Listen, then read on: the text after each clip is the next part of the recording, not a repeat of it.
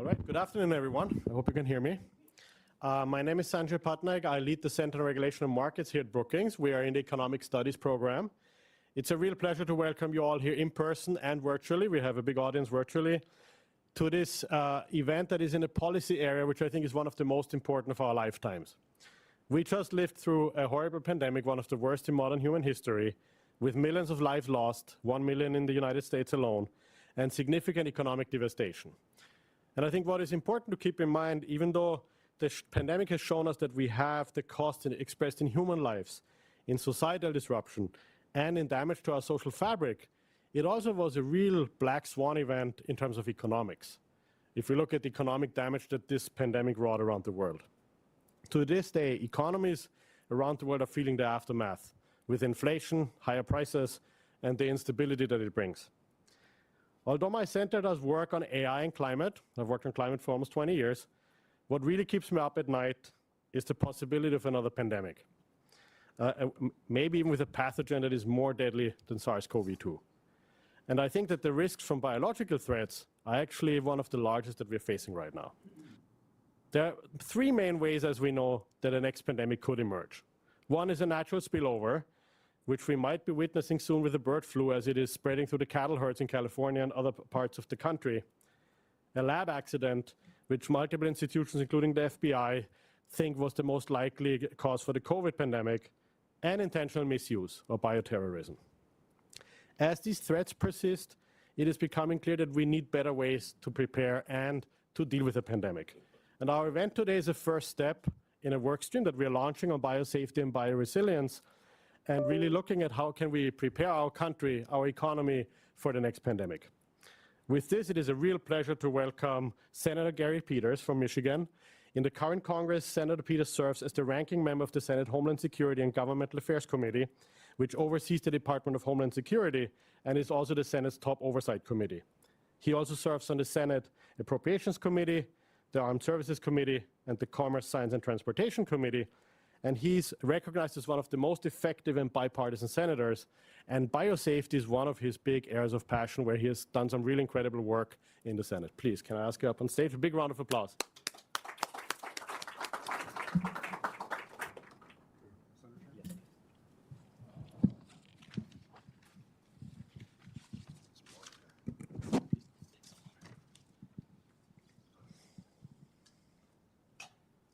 Thank you so much for being here. I know you're very busy. Good to be here. Yeah, thank you.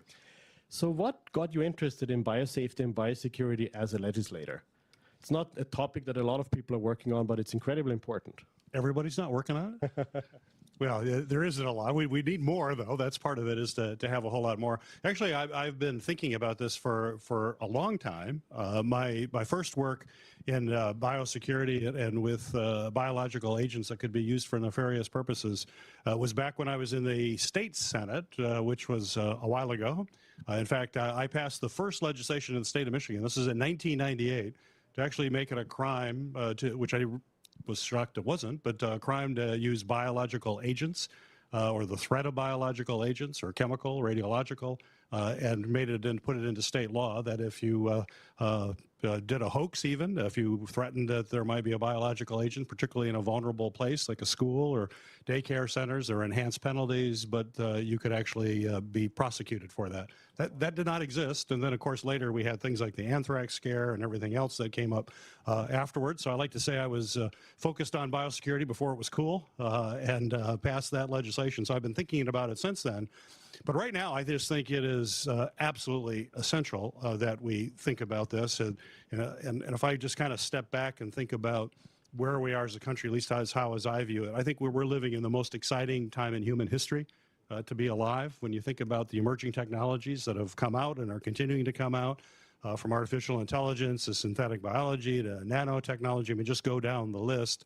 All of these things are going to transform our society in ways that we can't really fully imagine now, as much as we try to imagine it. And there's wonderful, all of everybody in the audience knows, I mean, there's wonderful opportunities for us to cure diseases we thought we couldn't cure, and have new applications that we didn't think were possible. But unfortunately, like all technologies, it's dual risk. And so we also have to worry about how it can be used. And unfortunately, in the biospace, It can be used in your introduction, can be used as weapons and weaponized, but even those who are not weaponizing it, we understand after the pandemic how catastrophic it is to have one of these kinds of events. The unfortunate thing is we look at that, that wasn't the last pandemic, there's going to be more. I hope it's at least 100 years like the last one, but there's no guarantee that that's going to happen. We better be prepared. That's why my committee, when I was chair for the last 2 cycles, and it's better to be chair than ranking member, but when I was chair for those 2 cycles, we did a number of investigations. So one was to look at COVID, particularly in the response. But it was interesting because it started actually before the pandemic. We did an investigation into drug shortages that occur all throughout the country prior to the pandemic. We have hospitals, as many of you know, hospitals that actually meet on a weekly basis because they can't get a particular drug because there's a shortage, but they still have got to figure out how they take care of their patients. And the solution, they always find a solution, but it usually costs more money and is less effective. Not a good solution. And so we investigated that and looked into the fact that basically we're overly dependent on foreign sources for these critical drugs, and sometimes just generic, plain old, nothing really exciting, but are all produced overseas, and most of the precursors are Chinese or Indian. A long story in the report, we came out with our conclusion at that time was if there be given on what we found, when I should say, we said when there is a pandemic, we're going to find ourselves in a very precarious situation. 6 months later, my academic study about when unfortunately became real, and we were in the middle of a pandemic and we saw exactly what happened. We couldn't get the medicines. You couldn't get things like swabs and masks and ventilators. It took a lot of work to help them. In my area in Michigan, we had auto companies that suddenly started making ventilators, and we all had to come together. But it was showed that we weren't prepared. And I'll just say, there's a long answer to your question, but unfortunately, I still think we're not prepared. And that came out of our later study afterwards to look at what happened, what are the lessons learned. I know many of those lessons you're looking at right now, and I want to hear from all of you over the course of your meetings here. But that we still have more work to do to protect the American people and people around the world from these kinds of events. And so that's why I've been interested in it and will continue to work on it. I have a partner, the chair, Rand Paul, is now the chair of the committee. He's very interested in these topics as well, particularly when it comes to risky research, and I think we'll probably talk about that here. So I think there's ways that we can come together on a bipartisan way.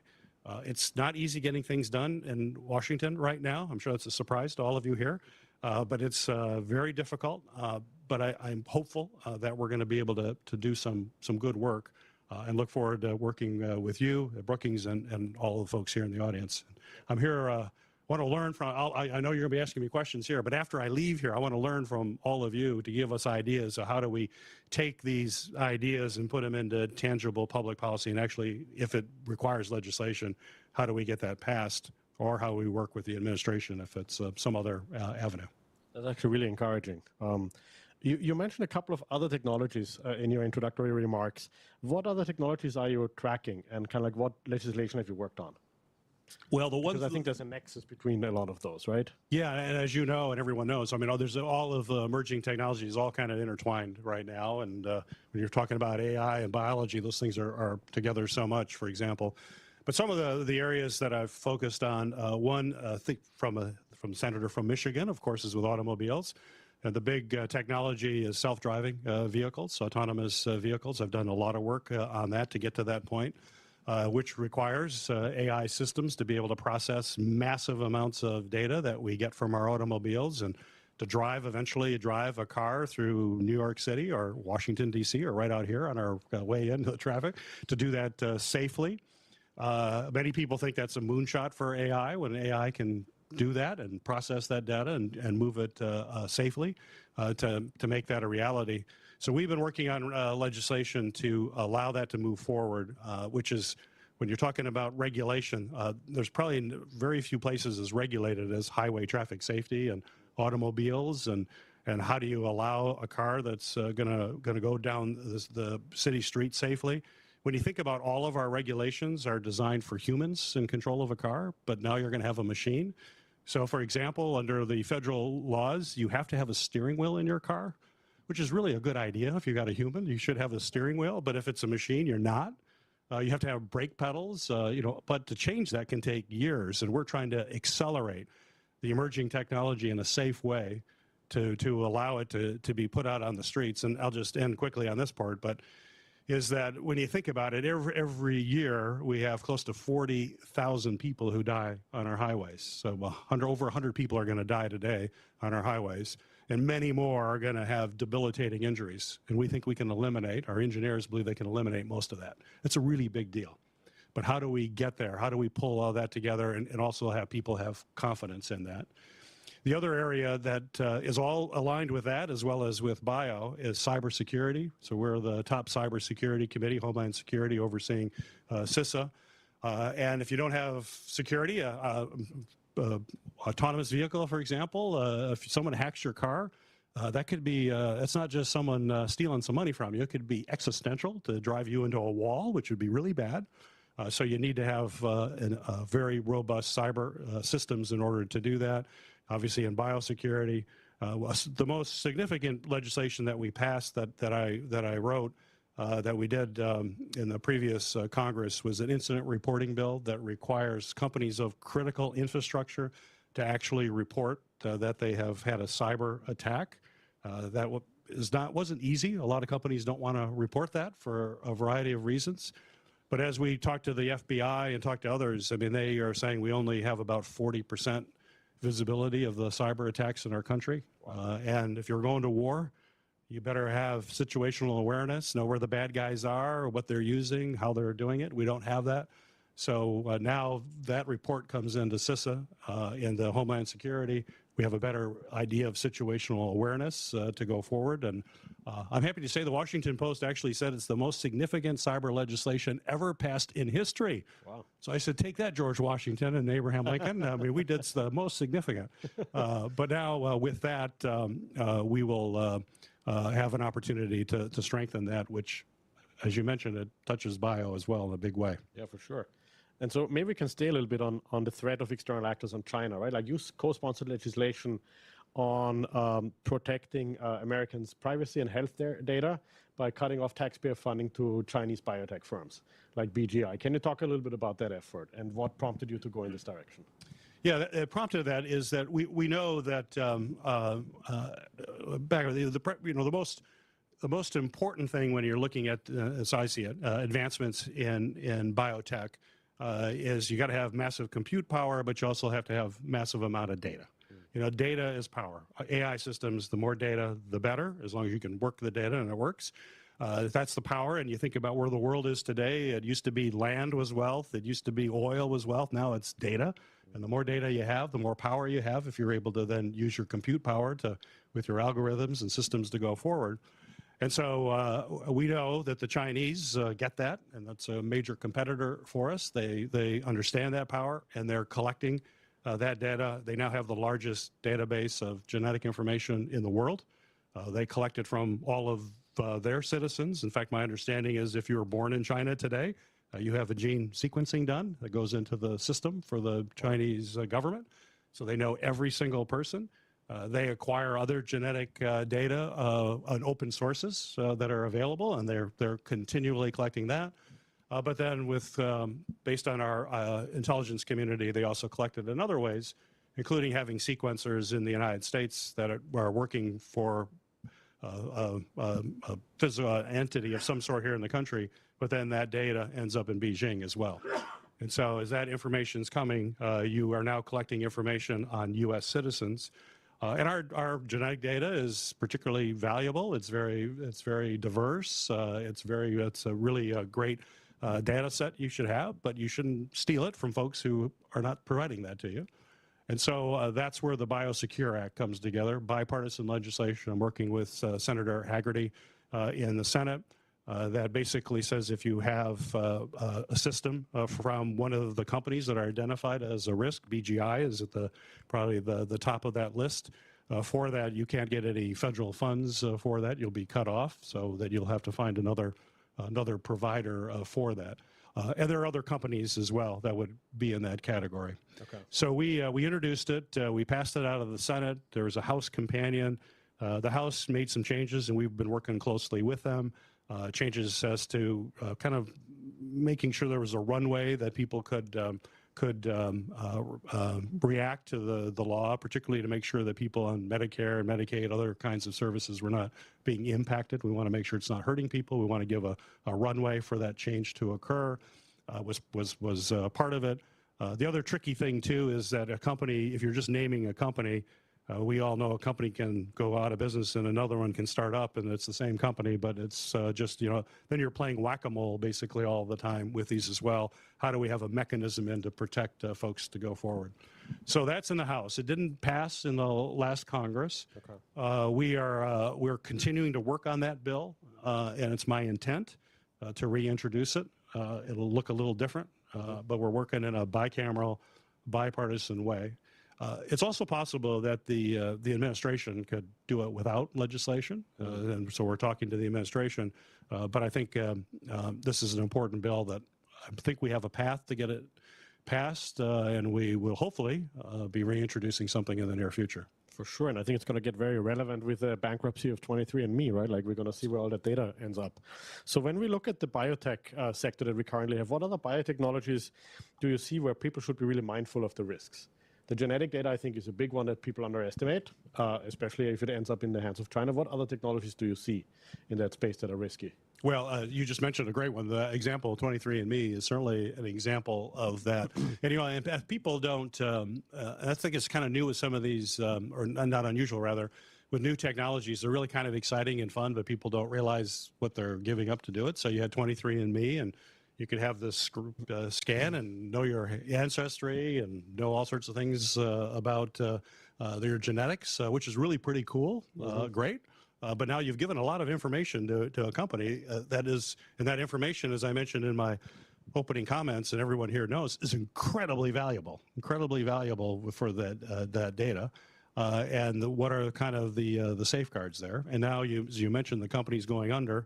What's going to happen to that data? Who's going to get it? That should be a real concern. That's why I'm working actually on legislation right now with Senator Cassidy from Louisiana, Republican colleague of mine, to have protections that someone, if you have given your data, you can get it back, you can have it destroyed, you can safeguard it because you have no idea where it's going. I think we got to go. This is kind of a response to the 23andMe, but we should probably be thinking about putting safeguards up front for people before they get into other companies that are going to be like 23andMe and others that will collect information. And how do we institute kind of consumer protection when it comes to genetic data and not just rely on disclosures and waivers that you sign? When you take out that people sign things on 23andMe, like I understand I don't have control, all that kind of stuff. That doesn't protect people. We have to have consumer protection, I believe, and we'll be looking at other legislation to prevent that from actually occurring, where people unknowingly are giving pretty valuable information away to get a service that is valuable to them, but not as valuable as the information they're giving away. Yeah. And I just say, I have an example of consumer protection of how those laws work and how that could apply to bio. And I'll just use the example of a toaster.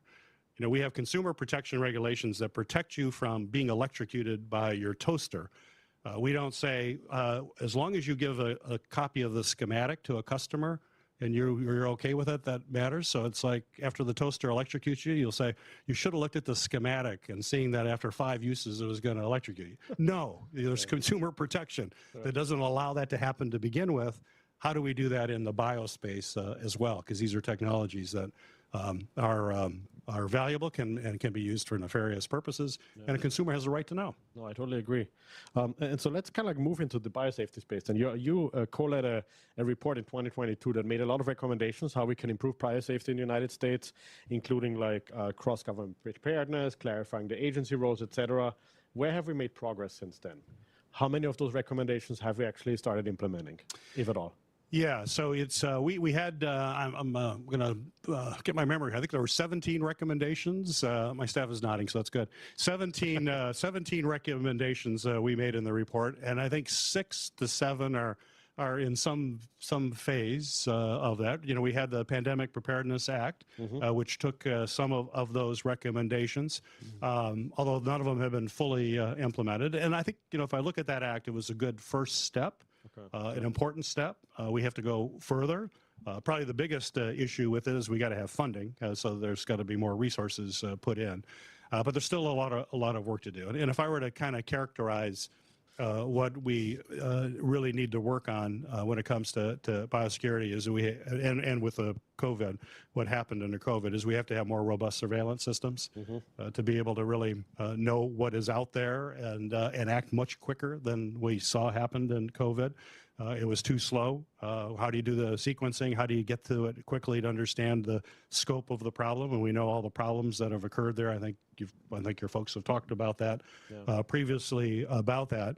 And we're not doing, we aren't doing a better job in surveillance. We're seeing that in the bird flu. If we talk about that, it's just there's not enough surveillance aggressively happening there. I'm also worried about it globally because, you know, a lot of these pandemics will start somewhere other than the United States, and they get here. It could start here in the United States, but they'll come from, you got to look at this. Surveillance has to be global. It can't just be within our own country. I just got back from Kenya, a little jet lag right now, but got back from Kenya, and I will tell you, folks were concerned because there's quite a bit of surveillance that goes on in Kenya. And right now there's the Mpox that is breaking out in Kenya.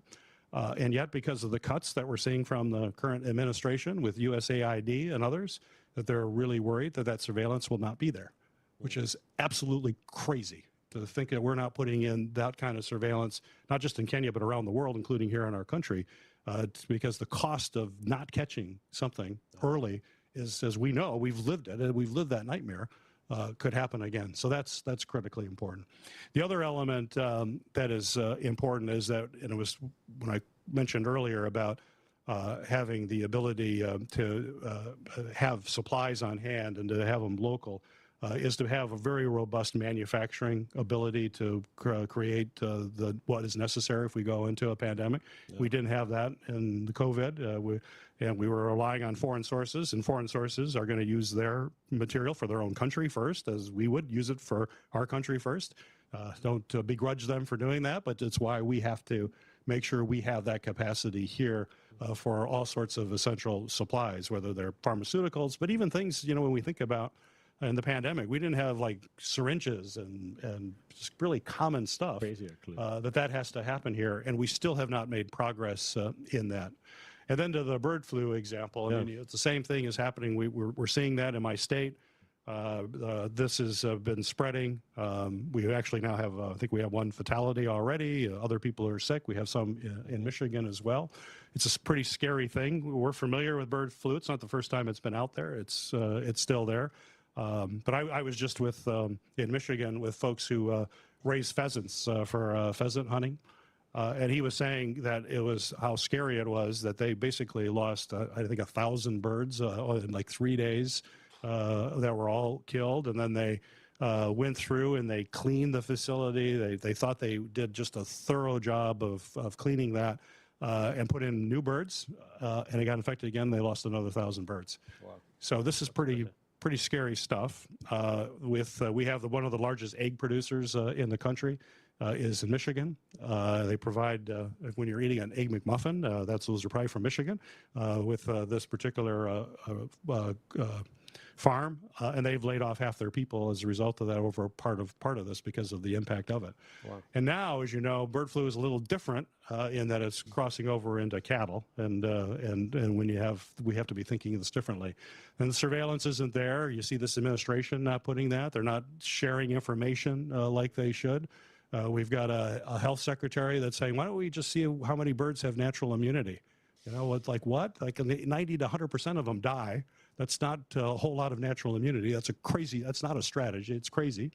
We have an ag secretary who says maybe people should raise chickens in their backyard, which is not really a solution. And then you worry about raising chickens in your backyard and the potential for wild birds infecting them.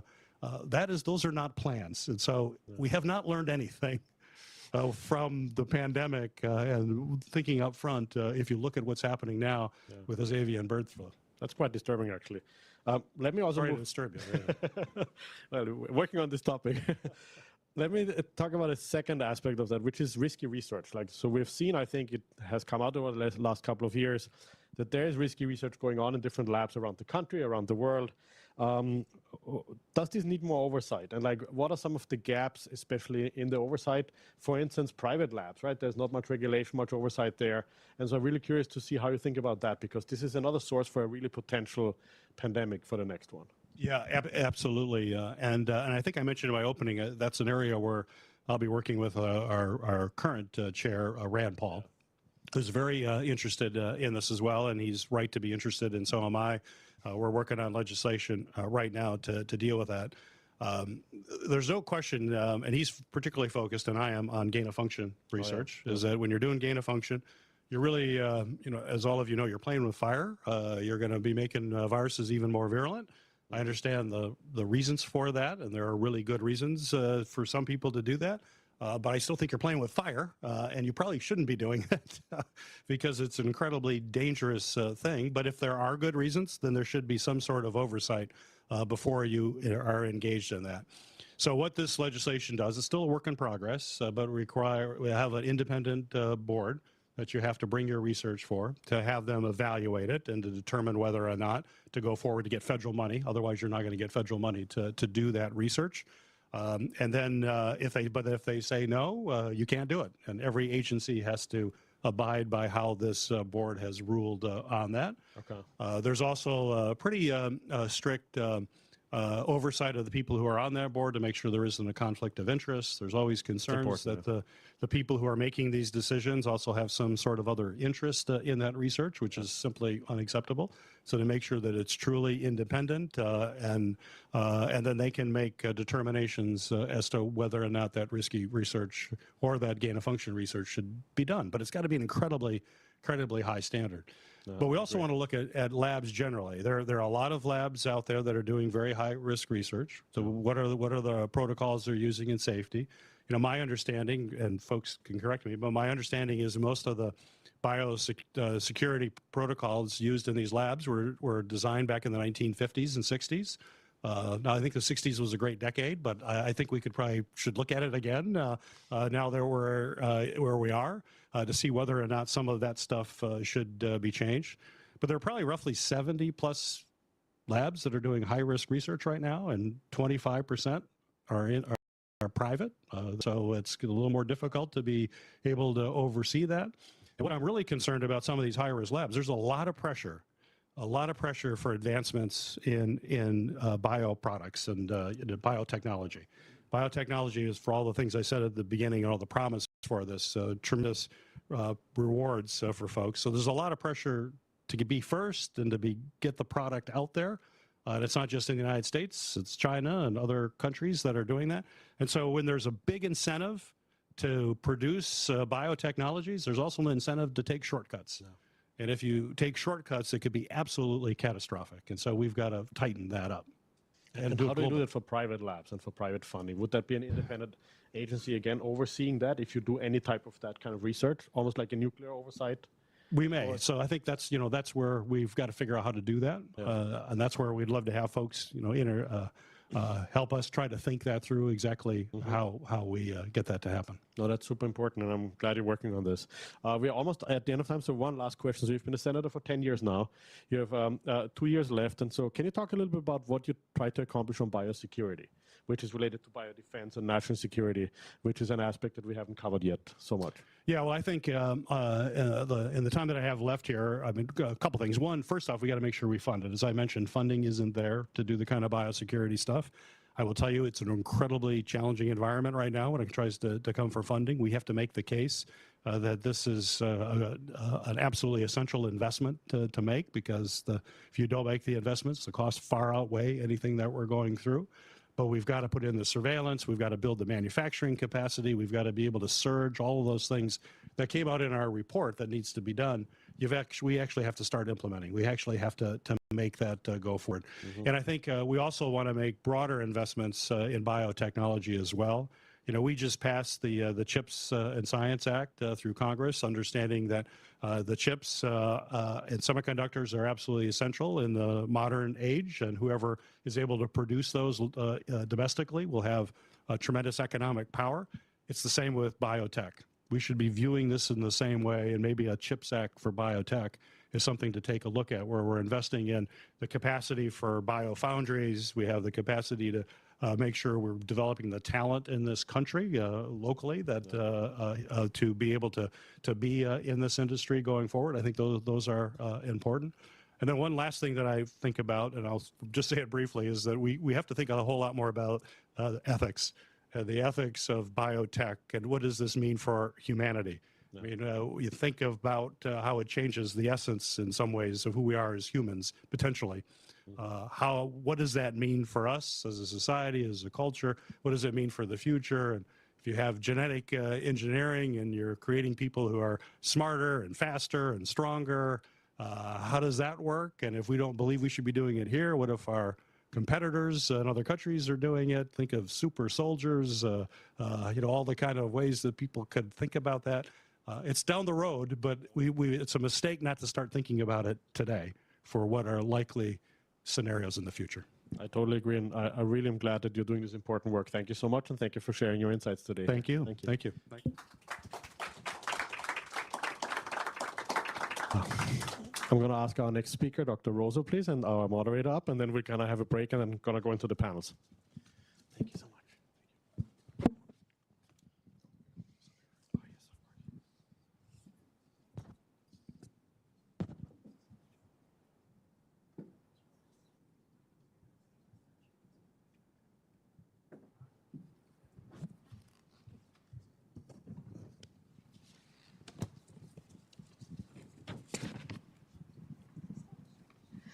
Good afternoon.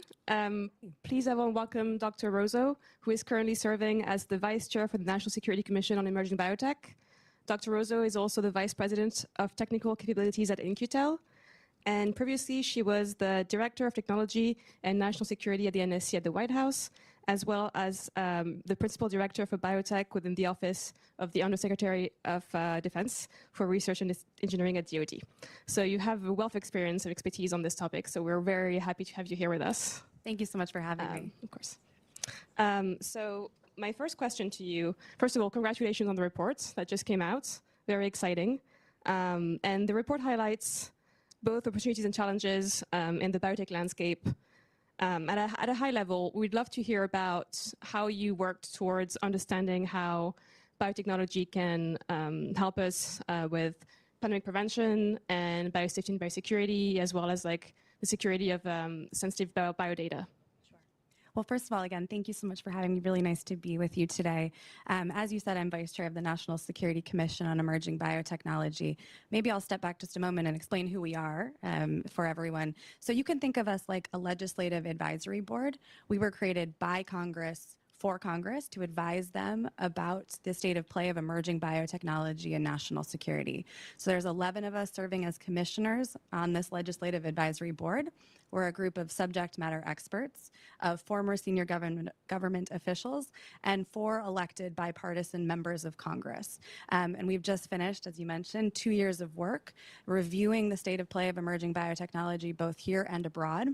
We spoke with over 1,800 stakeholders spanning 30 different countries to come up with what is frankly a very sobering conclusion, which is that without U.S. action, China will become the global leader in biotechnology.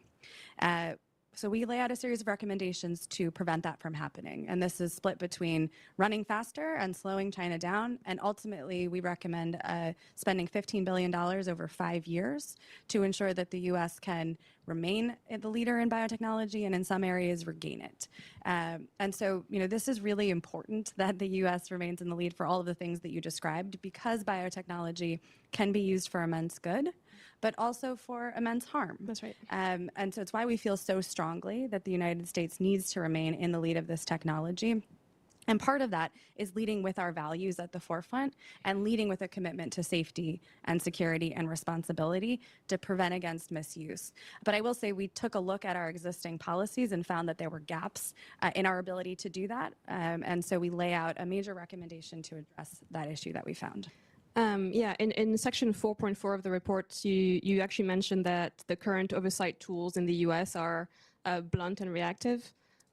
Would love to hear more about what specific tools you looked at to come to that conclusion, and as well, what are your recommendations to make them more adaptable and flexible, and so that they can keep pace with the advancement in technology and Exactly. where And we're I'm just going. going to show the report because Yes, I'm holding please it. So please check this out. It's at biotech.senate.gov for the full version.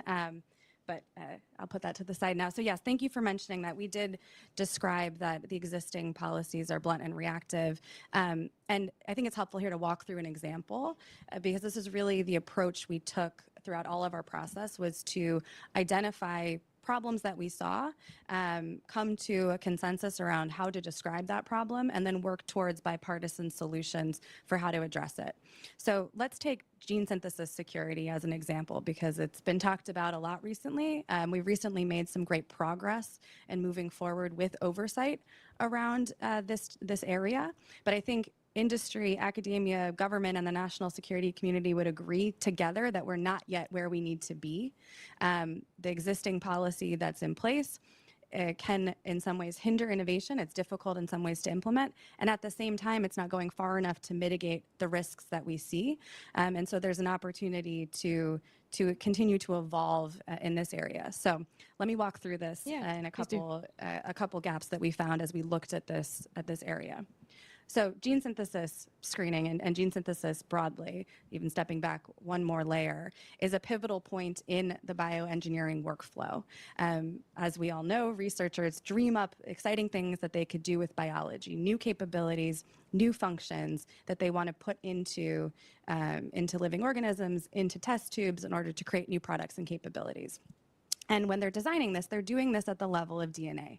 So they're writing A's, C's, T's, and G's, new code that will create that functionality. And gene synthesis is this part where that design goes from virtual to physical, right? It's the actual writing of that DNA using machinery. And many times today, while this could be done in the lab, it's done using big commercial service providers who get sent these sequences from researchers and then print this physically on machines and then send that back, right?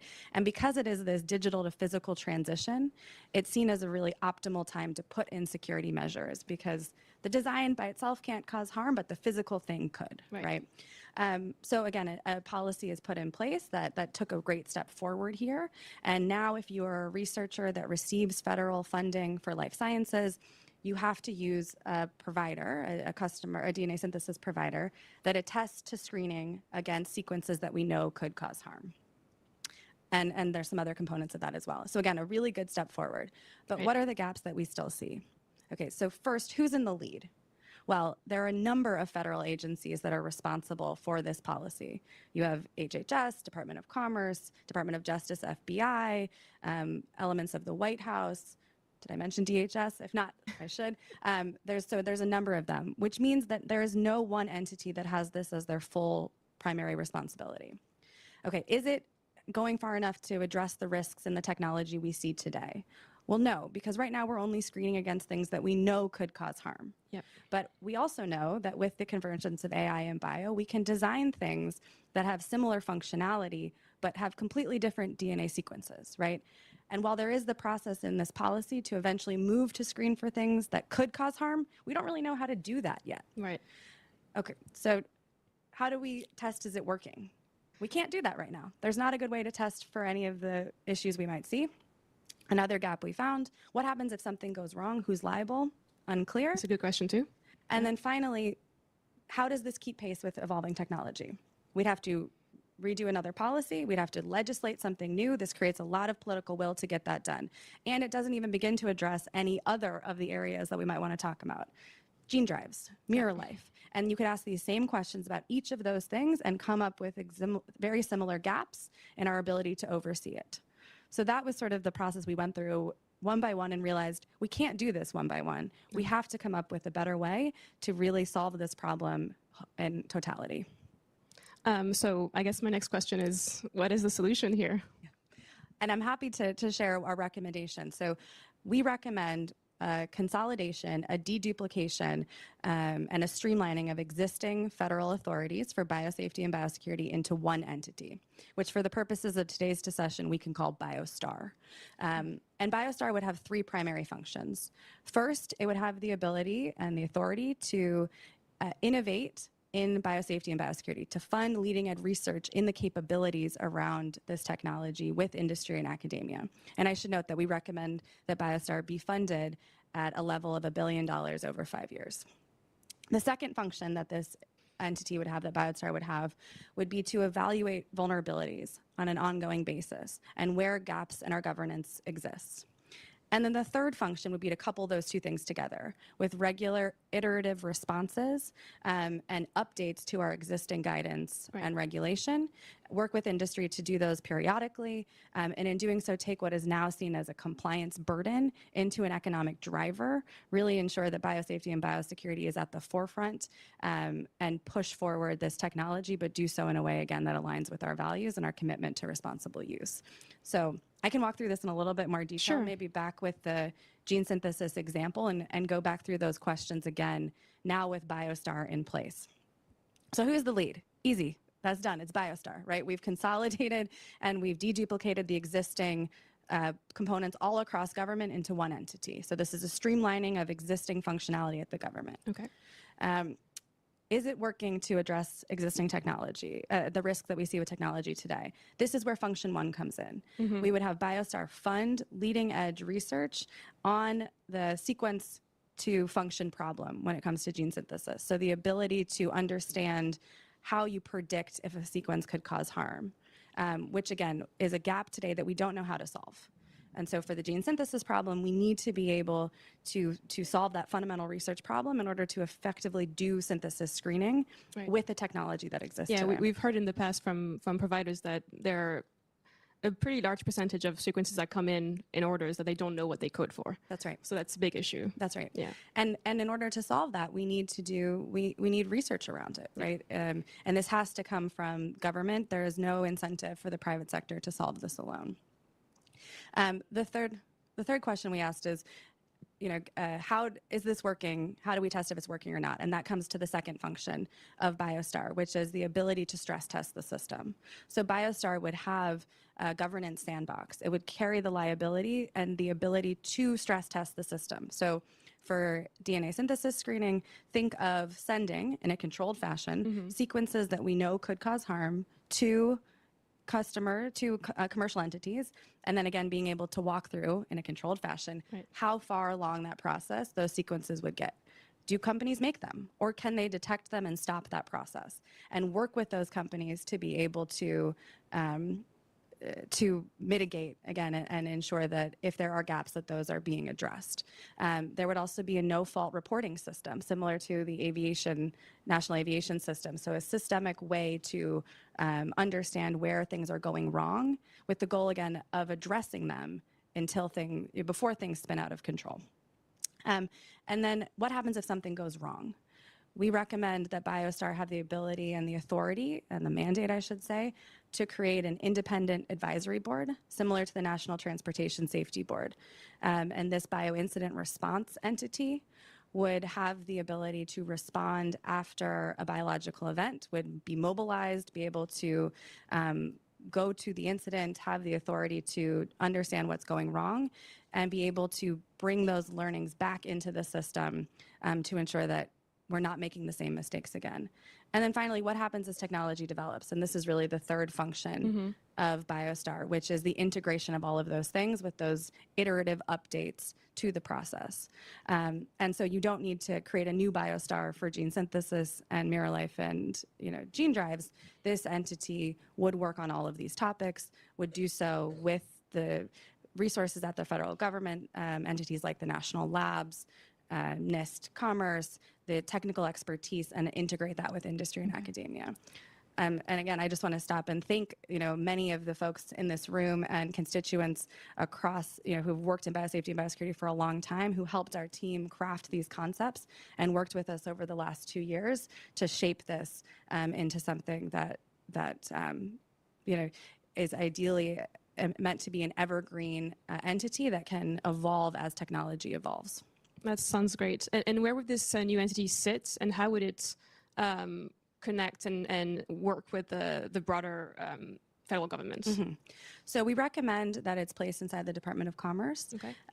but look forward to working with Congress on that.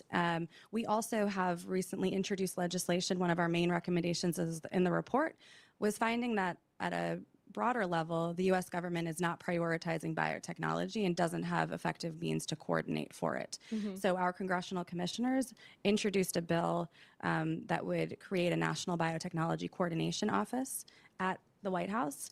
And this office would be able to look across departments and agencies, and BioStar would work through that, again, to be able to do that coordination with all of the entities that have a stake in this issue set. Okay.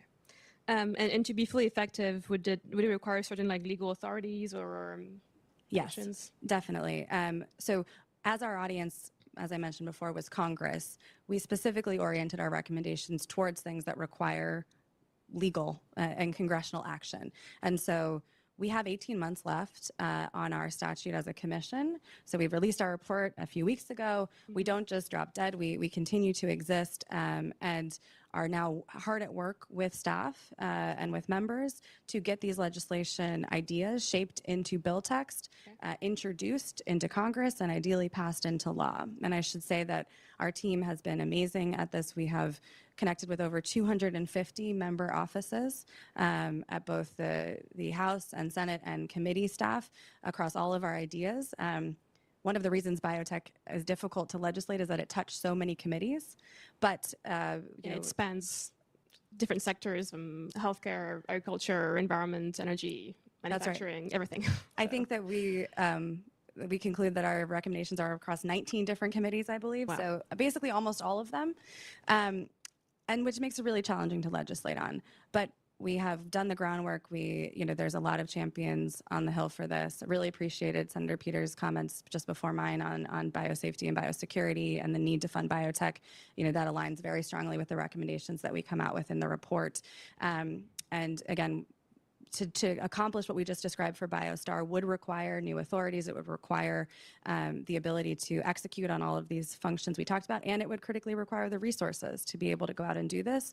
And we're shaping that legislative text right now, and we'll spend the next 18 months working to get it introduced and passed. What sort of actions would be the most important from the legislation perspective? So we're really writing out the entire, the authorities to do all of what I described. And it's the combination of the authorities to do the oversight functions, to have the liability for that sandbox concept we talked about, to have the independent board, but also the resources to be able to fund the technology, do so in this ARPA-like fashion. And I should mention that DARPA and IARPA and elements of the federal government have had really great research efforts around biosafety and biosecurity, but they've been bespoke and one-off. And we really need a dedicated effort to pull this forward. And so it's that combination of the authorities and the resources and the consolidation of that existing functionality across the government that gives BioStar the ability to do what we lay out that it could do. So you mentioned DARPA and IARPA that have historically worked on sandboxes as well and new technology for biosafety and biosecurity. How would the new entity work with them or fund them? Mm-hmm. And do you have any other examples about other technologies that you're excited about that we should be working on to strengthen biosecurity and biosafety? I mean, I think there's so much that we could be doing here. Mm-hmm. We talked again. I was grateful to listen to Senator Peters' remarks. How we haven't innovated in biosafety and biosecurity for so long. How much of a spill is too much of a spill, right? How much causes an infection? From a biosecurity perspective, what are the actual mitigations that can put in place that are effective for what types of threats. So there's things that are very basic that we could be funding around the science and implementation around biosafety and biosecurity, all the way to sort of the leading edge, and it's been talked about a lot about the intersection of AI and bio. Right. What are the threats associated with that? What is the benchmarking of existing capabilities? And to do that work, you really need the intersection of industry, of the leading edge of where this technology is being developed. But I also think you need the capabilities to test this securely, right? And to do so in a way that allows that red teaming to happen. And that's, again, I'll mention the national labs and the system we have in-house. And so this entity would have the ability to work with our existing expertise across the federal government, and with that mandate and the resources to be able to do that and execute on this mission. That's incredible. That sounds very exciting. So you mentioned earlier in your earlier remarks that the U.S. is falling behind China in the biotech landscape broadly. I'd love to hear your thoughts on like the role of international partnerships and how that would be important in strengthening our ability to prepare and respond to pandemics. What is the role of the U.S. in this international partnership ecosystem, and how can the U.S. lead by example going forward? Yeah. It's a critical question. We can't do this alone. We need to work with our partners and allies. And in the case of biosafety and biosecurity, where prudent, that should include China. We laid that out in the report of promulgating our best practices for these standards and working with the international community to do so. We call on, in the report on BioStar, to lead this when it comes to biosafety, biosecurity, and responsibility. And we envision a role for this entity as it is innovating in the science behind biosafety and biosecurity, in the governance approaches, to be able to promulgate those standards internationally, to work with NIST and the Department of State, international standards organizations, our partners and allies, that share our values, and those that don't, to try to, that's too critical. It means too much to get this wrong. And so it is an opportunity for us to lead with our values at the forefront. We have the innovation ecosystem ready to go. Industry that I've talked to, they want something like this to exist, right? To be able to work with them. And again, we had amazing stakeholder consultations over the course of this work to include the international community. And this is something that there's great alignment around the need to work in an international community, because as we all know, biology doesn't respect borders. We could do something here, but if it's not repeated abroad, there will still create issues. And so again, we lay out a role for BioStar in promulgating these norms and standards abroad. Is there any particular organizations that you would look forward to collaborating with? I think that there are a number of international entities, everyone from technical standards bodies to UN organizations that work more on the norms aspect and deal with governments. I mean, there's really a lot of opportunity here, and we have a number of key international partnerships that could be leveraged. It's just having those standards ready to go, things that meet the risk we're seeing today, to be able to shape in those venues. Right. And we see today I think we mentioned in the previous panel the cuts in R&D and innovation and research in general happening currently in the government. How do you see that playing out with your current recommendations, and is there a way forward to kind of make them meet in the middle somehow?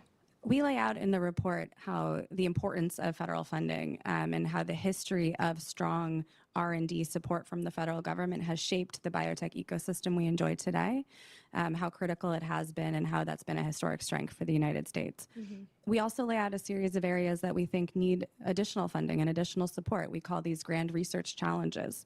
We're not yet at this leading edge of biotechnology. It's still a field of discovery, but almost a field of design, as we like to say. And so we lay out a series of areas that we believe the government needs to fund now, and that includes making biology predictably engineerable and scalable. And so we detail that in again, great detail in the report and online of what those areas are and the critical role in the federal government in supporting that type of research and development. Makes sense. Is there any areas that you think are currently underfunded or could benefit from more attention from the USG? Yeah, we lay out, again, a series of areas that we prioritize in this area. I think, again, it's around these sort of hard problems that this sort of basic tool development that we need to do in order to get engineering biology to the next phase of development, the metrology around that, the tools around that, And we have in great detail online what all of those elements are, and look forward for folks to check those out. Great. We have a few minutes left, so I have one kind of final question for you. Looking forward, what steps should Congress take to implement the recommendations, and especially that the creation of this dedicated entity that you've championed here? And yeah. So I touched on this a little bit before, but critically, we need Congress to move forward and to act and legislate on this, not just authorizing, but also appropriations, which is so difficult to do. Right. And we really need, everyone in this room and folks like you, those that are passionate about biosafety and biosecurity, but also those, who may not been in this community for a long period of time, but care about the future of biotechnology, about S&T in this country, to advocate for this recommendation, help us shape this as it moves into legislative text. If there are things that you think could be improved, we want to hear about it. Please tell your members of Congress you agree with it, that you like it, and that you think it's important, because we need, all hands on deck, really. We need the advocacy to make this become a reality, to be able to prioritize what we think is so critical now amidst everything else that is happening. And it really takes everyone in this room and folks like you to be able to make that happen. Great. And then the final question for you, as you were working on this for the last couple of years, what were the biggest challenges that you've encountered, and any big surprises as you dig the research and work on all of these issues, and biggest opportunities that you think are ahead of us? Well, I'll end with the opportunities because I like to end on a positive. I think from the challenges perspective, I was surprised just how much changed in the 2 years that we were doing our work. We came out with our interim report and we said the U.S. was ahead, but we need to act to remain so. And by the time a year had passed and we came out with the final report, we said, you know what, we're actually behind. And we're behind in key areas. It's no longer a comfortable lead. We're now, falling behind in areas that we thought we would never give up. And that is a sobering reality, as I said up top. But in terms of the opportunities, I get it every day to intersect with companies that are working at the leading edge of this technology. I get to see firsthand what real exciting capabilities there are in the United States and abroad to move forward biotechnology to solve many of the problems that we're facing as a world today. And that is just so exciting for that potential. And just to be able to also watch how quickly the technology is evolving. This isn't science fiction anymore. These are things that are ready to go and deployable and could be, within months to a year in our hands in the commercial marketplace, and really making a difference for the way that we live our lives today. Well, thank you so much, Dr. Rosa, for your time. Thank you. We're very excited about the report, and I encourage everyone to go and read it online or in person if you have a copy. It's a really great report. So big round of applause for Dr. Rosa. Thank you. Thank you.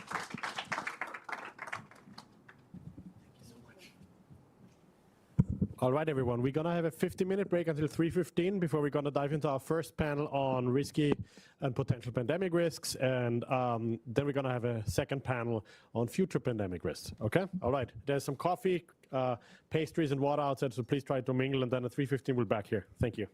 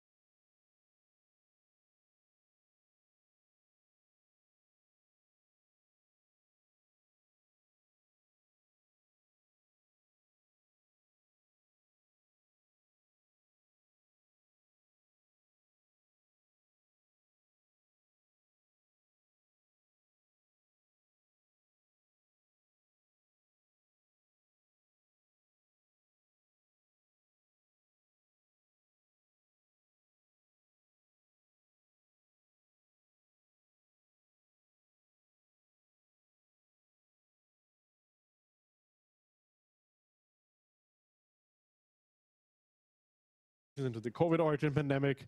And then Jesse Bloom, he's a professor at Fred Hutchinson Cancer Center. Hi, Jesse, good to see you. Thanks for being here, all of you. I want to start with a question for all three of you. And maybe we can start with Jerry.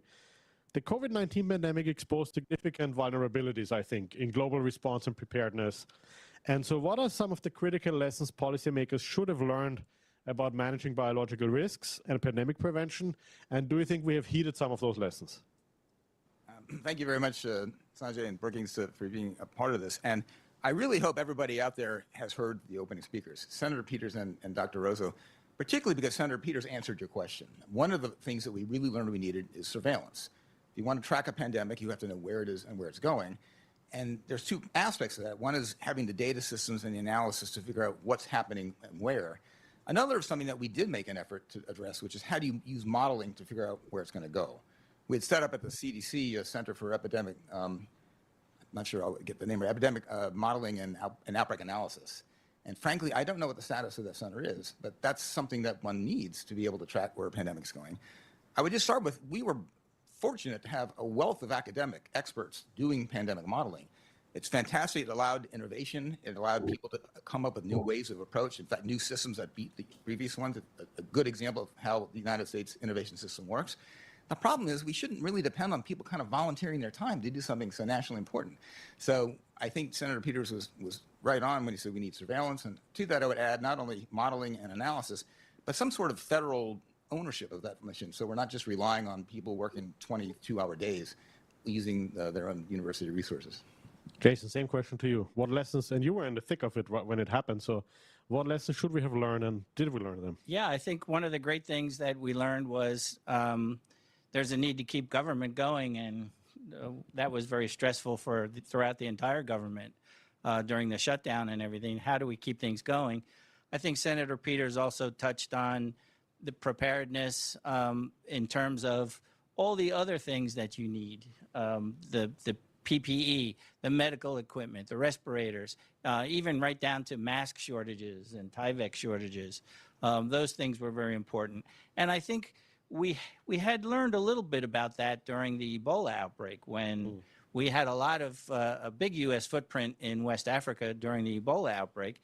And we were running into those same issues for our personnel abroad. So you would think that we would have learned that then, but we were facing it. And I think it was because it was a much larger scale than the Ebola outbreak was. But we ran into that, and we realized that we had lost manufacturing capacity, that the pandemic was causing a supply chain crisis. There were a lot of economic consequences that were interfering with our ability to get supplies and stuff. So I think those are the things that we have to prepare for. And the senator said we really need to prepare for that for the future. Make sure that we are ahead of the game, not behind the eight ball. What about you, Jesse? You come at it from a virologist perspective. What are some of the lessons that you think we should have learned? Yeah, I mean, I think the biggest lesson from the COVID pandemic is once a novel virus that has the ability to efficiently transmit from person to person has spread to more than a handful of people, it's honestly very difficult for any strategy to really do anything to stop that, you know? So that's one of the things we've learned, that, you know, pandemics of transmissible agents are just hard to stop. And they're really only going to stop when most of the global population has acquired immunity. And that can happen either through most people having gotten infected, or, you know, hopefully if it's a pathogen that causes substantial disease, through most people having gotten vaccinated. I think one of the major successes from the COVID pandemic is it really highlighted the potential of new approaches like mRNA vaccines that can be used to potentially create vaccines to new pathogens much more rapidly than is possible with some of the older vaccine technologies. And with technologies like mRNA vaccines, the real barrier to rolling out a vaccine quickly once a new pandemic agent emerges is really in large part probably, you know, matters of regulatory and scaling up.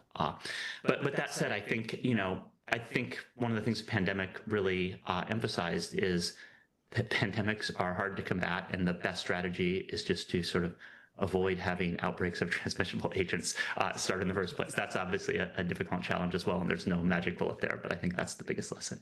So how do you view the current emergence of bird flu in other species, like in cattle, for instance, and our response to it? Do you think we are responding correctly to it? Do you think we're applying lessons from COVID, or are you worried about it? I'm certainly worried about the bird flu outbreak. I mean, it's a very different situation. So Yeah. SARS-CoV-2, by the time the first human cases were identified, or certainly at least by the time the first human cases were acknowledged in China, and probably by the time they were first identified even there, the virus was already quite transmissible from person to person. And there was probably a very limited window where anything could have been done to stop it.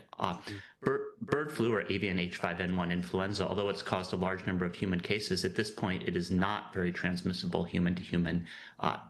Perhaps in a few limited cases of human to human transmission, but most humans have acquired it from animals, but we're obviously worried it might acquire the ability to transmit from human to human.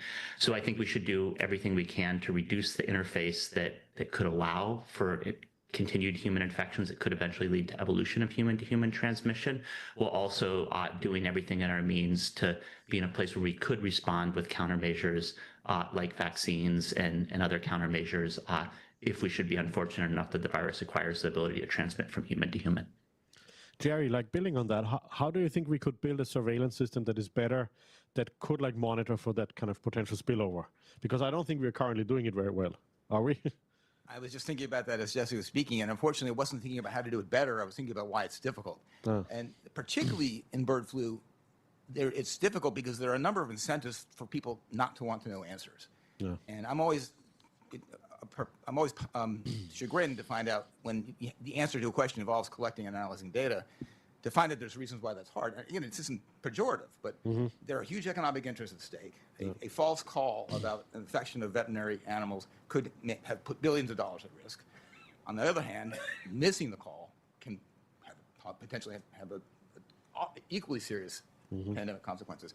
Additional factors, maybe some of the people who are most vulnerable in these situations are people who may not be documented in the United States. Yeah. And when they have an incentive to stay away from hospitals and from medical care, we will not have the ability to catch them before they have the chance to spread the pandemic further. So surveillance is hard, as I mentioned, as Senator Peters mentioned, in the human case. In the agriculture case, you've got industrial values and industrial interests and personal interests, which make it more complicated. Again, I'm not accusing industry of malfeasance. Yeah. I'm just recognizing that there are other factors that policy has to take into account, and makes a hard problem even harder. And I think that's a really good point. I think we saw during the pandemic that oftentimes we have so many different policy areas intersecting, oftentimes not working well together, and the economic impact oftentimes drives a lot of decisions, right? And understand it because you're an economic center. I'm glad to hear that. Exactly right. Jason, initially, like when I talked to Senator Peters, and we briefly touched upon it, kind of like there are three different risks that we can see where a pandemic could come from, right? We have a natural spillover that bird flu could emerge into. We have a lab accident if you do risky research and then a lab worker gets infected and spreads it out. And we have a bioterrorism where people really try to develop something like this. Do you think in our current system we address these different risks equally through our regulatory and policy making system? And how do intelligence agencies assess the relative likelihood of these things happening? Well, that's a complex question. I'll start with the bioterrorism aspect. I mean, going back the last 2 decades, when I made a switch from clinical research to get into government and address these bioterrorism threats, there was very little legislation on the books, but there was a lot of money. One of the reasons I switched in my research, it was still infectious disease research, but it was bioterrorism, and that's where the government was putting a lot of money. That was actually before 9/11, before the anthrax letters. The government was putting a lot of money into bioterrorism. And but one of the things that happens, and I think the senator mentioned this, is that often as technology moves, the laws and legislation are behind it.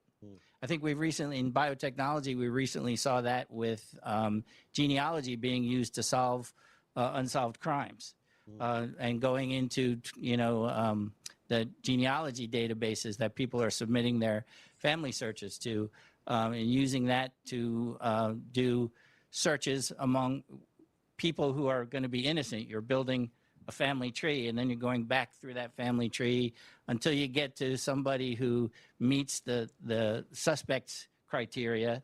And then questions arise like, well, did I violate anybody's privacy in my search up to that point? And if I see this person and that person, how do I conduct surreptitious searches for their DNA without warrant? So we realized that legislation often is behind the technology. And that's something I think that, the senator and the other legislators have to keep pace with.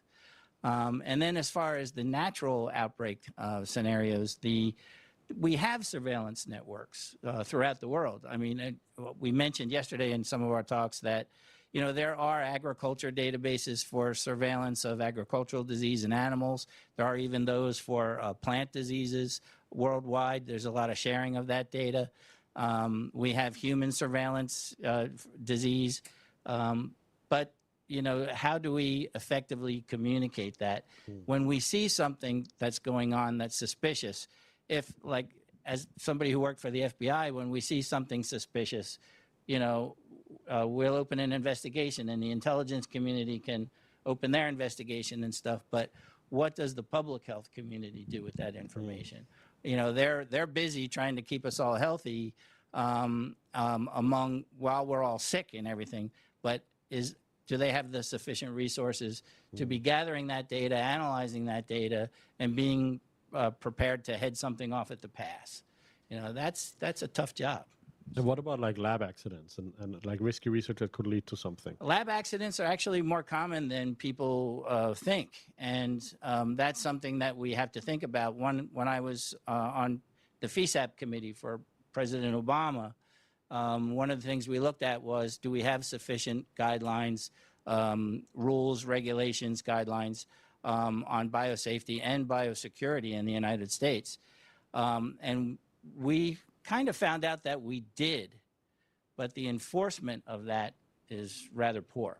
And some of that comes right down to just, I'll say ignorance, but not in a pejorative sense, ignorance that many of the researchers out there who are working are not aware of a lot of this stuff. You'd be surprised how many people have never read the BNBL from the CDC or know about OSHA biosafety regulations. What is it? It's the Biosafety and molecular biosafety, the manual for biosafety. Yeah, it's CDC. Biosafety manual. It's a biosafety manual from CDC, and they may have even changed the name now. I'm not sure, but ignorance is part of it. Is that scientists often they don't get this in their education, we're educated to do science, but we're not educated in the rules, regulations, and biosafety and biosecurity. You'd be surprised with the select agent legislation. People don't know what the select agent list is, how many agents are on there, and can I even work with it without going through all the hoops and all that. So it's a question of education. That's really interesting, that like gap between scientists and policy experts. And I think we see that in other areas too, like AI, for instance. Jerry, I want to come to you. You've done so much work on this. When you look at the current policy frameworks that govern biosafety in the United States, can you talk a little bit about how the US regulates biosafety and how they've changed over time? Things like the FSAP, NIH guidelines, et cetera. Sure, I'd love to do that. But let me first tack on something that Jason just said about lab accidents. I think first, it's a very important topic, and I'm glad we're looking at it. First and foremost, the primary victim of a lab accident is the researcher. So I think we have to understand that the researchers have as much interest in avoiding lab accidents as anybody else. Where it becomes a concern to the rest of us is if a lab accident can lead to something that affects the community. Right. That's unlikely in lots of reasons. The agent may not be appropriate or may not escape from the lab in a way that's actually going to get into the community. So again, lab accidents mostly affect the researcher. The problem is there can be lab accidents with agents that have the potential to create pandemics. And I think we'll get back to that. So I think it's a small, very small in number and percentage, but very high in consequence. But I do want to avoid the impression that researchers don't care about lab safety. Their own health and their own lives are the ones that are being protected. As to the framework in which we address biosafety, first and foremost, safety is by and large under the U.S. Constitution a state and local responsibility. So most biosafety is not actually a federal concern. The federal government gets involved when there are security aspects. Okay. And you mentioned the Select Agent Program. It's a law passed by Congress that gives the Secretary of HHS and Agriculture the ability to enforce regulations over the use and possession of agents that pose threats to public health and safety. And the institutions, the listed agents, some 60 or so agents that fall into this program, one has to have permission from at USDA or HHS to possess the agents. Individuals working with them have to be vetted by the FBI. And there's a fairly set of procedures in terms of reporting leaks and reporting theft and misuse. Safety is covered in this program, but it's basically you need to have a plan, you need to exercise it. It doesn't get into the prescriptive type of regulations we see in other areas. So that's the select agent program, which by law regulates anybody that uses these agents. Another part of the federal biosafety infrastructure is providing resources. The BMBL manual that Jason mentioned, that CDC and NIH work together on, lays out how one does safe laboratory procedures using agents that range from barely pathogenic to deadly with no cure. And so it's a very detailed manual. Another manual the federal government has put on is a handbook on use of recombinant and synthetic nucleic acids. And this originally was started with the famous Asilomar conference in the 1970s in California, when scientists were realizing that things they were doing in the lab could actually have quite significant consequences that they didn't understand. That led to a whole series of guidelines that NIH put out, which is not only useful information for anybody working in the field, but is required by people who accept federal money that they must, and it has to do with creating institutional biosafety committees. The third set is there are a number of policies the federal government has in place which are attached to federal dollars. And here, one is recognized, starting sort of 2000 or so, that there were basic science experiments that one could do in biology that could have significant consequences if misused for harm. And it led to a concept of research called dual-use research of concern. Dual-use research has a legitimate use and it has an adverse use, like a knife. You can cut your dinner or you can stab someone. Almost everything is dual-use at some level. Dual-use research of concern rises to a significant threshold that this is not only potentially used for harm, but it might be something that we really need to pay some attention to and think about before we go down that road. And the U.S. government established a policy on such dual-use research, which says for a certain number of agents, if you're doing one of certain types of experimental activities that have great potential to be misused, like you're teaching a pathogen to jump from a guinea pig to a human or a guinea pig to a monkey, then there's a set of procedures that the institutions are supposed to go through in terms of assessing the risks, coming up with mitigation plans, and giving the funding agency the ability to say, okay, we think that you've sufficiently understood the problem and you can go ahead with the work. So that structure is in place. That's only for federal funding. I see, okay. And on the far end of type of experiments that could cause outside consequences is where we started with about research that might somehow lead to a pandemic. There's a separate federal policy, or was separate, it's now been unified with the first policy, on experiments which have the potential to enhance an agent and either giving it or adding to its pandemic potential.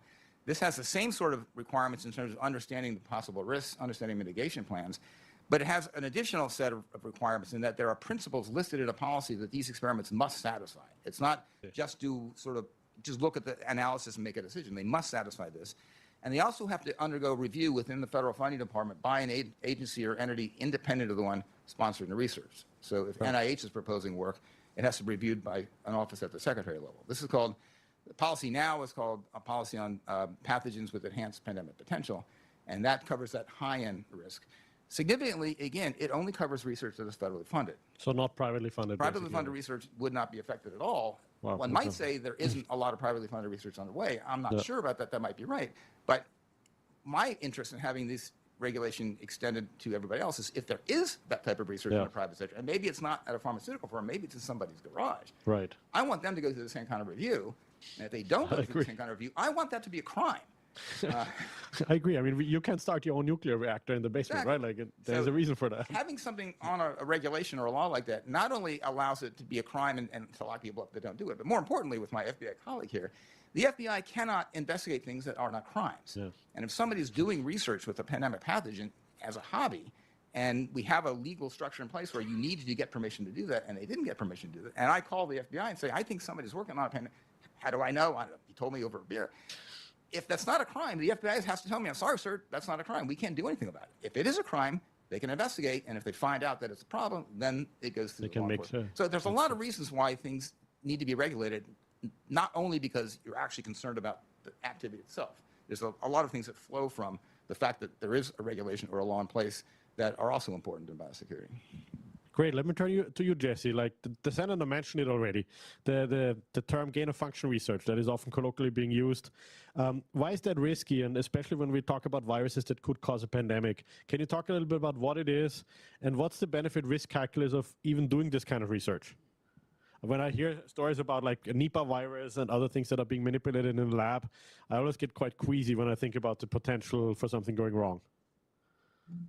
Yeah, so first of all, gain of function is not a good term for describing, I think, what we're trying to talk about here, because it's really neither necessary nor sufficient for research to pose the types of risks we're talking about. So gain of function in its most general terms just means adding some new property to some biological entity. So this could be, using some virus to deliver a gene for some benign purpose, or help treat cancer as a oncogenic virus or something like that.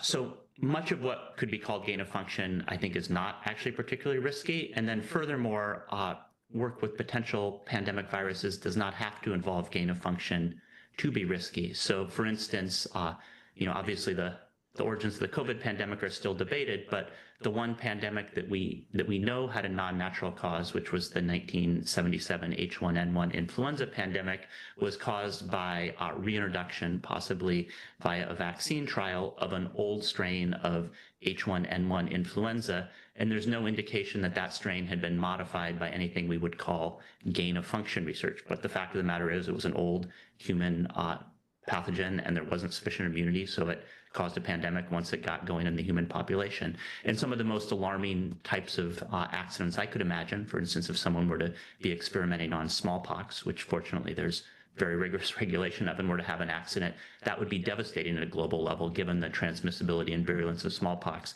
and there wouldn't have to be any gain of function involved at all because smallpox is already that way. So I really think what we need to do is refer to research on potential pandemic pathogens, which are pathogens where if there's an accident, they could spread widely and cause great global harm. I very much agree with what Gerald Epstein was saying, in that I think we need to distinguish between biosafety and sort of the occupational safety aspect of, like, is the researcher safe enough from an accident that would harm them, and the larger consequences. My view is that although biosafety certainly isn't perfect, from an occupational safety standpoint, I think in general biosafety in the US is adequate. There are occasionally accidents, but there's lots of things we do, like driving cars to work and things that probably pose greater risks to the researchers themselves. However, when we're talking about this very small slice of research where if there was an accident, it would go beyond being an occupational safety issue that might affect the particular researcher themselves doing the experiment, and instead lead to some pathogens spreading uncontrollably in the community or even globally, then you're talking about something where really any risk which isn't zero is probably unacceptable. So I think that's really the type of research we need to focus on. As far as what is the benefit risk calculus for that type of research, I mean, first of all, I think it's important for people out there in the world thinking about scientific research to understand that scientists themselves, when they're doing research, typically do not really decide what to do within a risk-benefit calculus. Most scientists, including myself, believe that in general, basic scientific research to understand biology and understand the natural world is sort of often valuable in its own right. And there's a lot of research that's done without a clear benefit in mind that in some cases turns out to be very useful. So I think scientists traditionally don't perform risk-benefit calculuses when they're deciding what to do.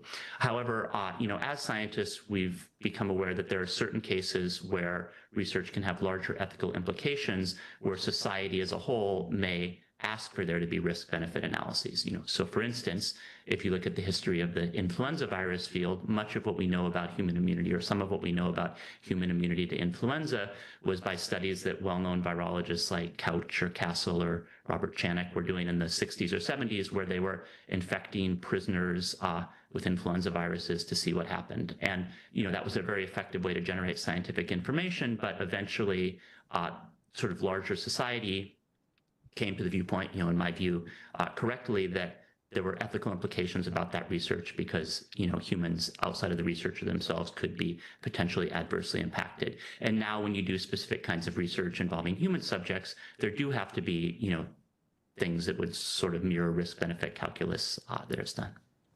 So on And this, potentially we're in the same situation for potential pandemic pathogens, in my view.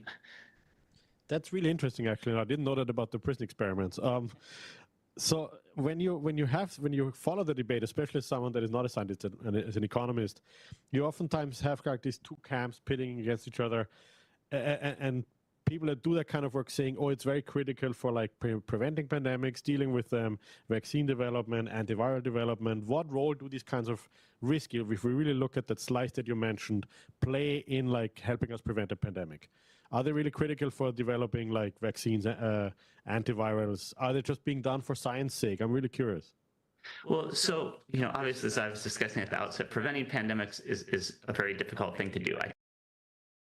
And to help us combat human disease and hopefully mitigate the effects of pandemics if they emerge. So certainly there are valid scientific reasons when you're developing vaccines or antibodies or other antivirals against rapidly evolving viruses, that in some cases you need to understand the impacts of mutations to viruses on those countermeasures. So for instance, at the beginning of the COVID pandemic, there were a large number of monoclonal antibodies against SARS-CoV-2 that were developed and used in humans. And the virus fairly rapidly evolved to escape most of those. And in retrospect, we know that better sort of thought and understanding of how mutations affected those would have led to design of antibodies that were more robust to viral escape. Similarly, vaccines against SARS-CoV-2 and influenza need to be updated annually because the virus is changing, and there needs to be some understanding of that process. Another great example is respiratory syncytial virus, which is the leading cause of hospitalization in the US in infants. There are now monoclonal antibodies against RSV that are showing a lot of effectiveness at preventing hospitalizations, but some of the early monoclonal antibodies that were developed, like the ceftobiprole antibody that was developed by Regeneron, failed in clinical trials because people didn't appreciate that there were already viral mutations out there that caused resistance. So there's a lot of need to understand sort of the impacts of viruses and how their evolution can affect vaccines and antivirals. That's certainly important. As far as the best way to do that and how much that work should involve direct experiments with those potentially dangerous viruses versus other computational or surrogate approaches that cause reduced risk is a question that is partly scientific, but partly a broader question. Again, going back to, things like human challenge infections with influenza, we still develop vaccines, but we now do a lot less human challenge studies with these viruses than we used to. And instead, scientists often do things like using animal models and so on, which probably actually scientifically are not quite as good at answering the question, but are much more acceptable from an ethical standpoint. And so I think it's really a broader question of, how do we balance the larger concerns about the implications of research with what is the most effective way to answer the question that someone might be interested in. Great. Jason, anything to add on this before I get to the next question? Yeah, I'd like to add on something that Jesse said. I think if you asked everybody in this room about gain of function, there's the definition of gain of function, which is, if I make a change and to an organism and it gives that organism a new ability, that's the generic definition of a gain of function. And what Jesse was saying was that, we're talking about, if you just in the conversations, people are worried about gain of function research and they'll say, I want to stop that. What's the reason that somebody is researching what genetic changes are necessary to make this more infectious to humans or more virulent in humans, whatever? People worry about that research and they question, is there a value in that? If we just look at the EcoHealth Alliance research grants, they were looking at what genetic changes were necessary to jump species. Virologists will tell you that most viruses, animal viruses, will require genetic changes to be successful in a new species, especially in humans. And so is there a need to look at what specific genetic changes were necessary to make that more infectious to humans or more communicable among humans or whatever? But there's other kinds of research, as Jesse mentioned, where scientists are doing legitimate research to say, hey, the new vaccines for COVID or whatever, basically look at a very small region of a functional protein of the virus and try to protect us by inhibiting that function. But they're concerned with what genetic changes to that small region in the vaccine would be would prevent this vaccine from being effective. That's legitimate research. They may be making those changes and say, see, this change will make this vaccine ineffective. So if the virus makes this change, we're going to run into trouble with this vaccine. But what I think people don't realize is that the majority of gains of function in research are serendipitous.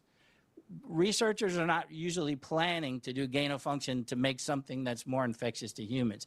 It's a serendipitous event, just like as Jesse explained. Yeah, we're looking at this genetic change to see if this genetic change will make our vaccine ineffective. No, I'm not saying EcoHealth was. I'm saying the majority of research. Please let this Majority panelist of speak. research, biological research and genetic research, where we're making changes to find something else out. As Jesse mentioned, one example is a change to see if this vaccine becomes ineffective.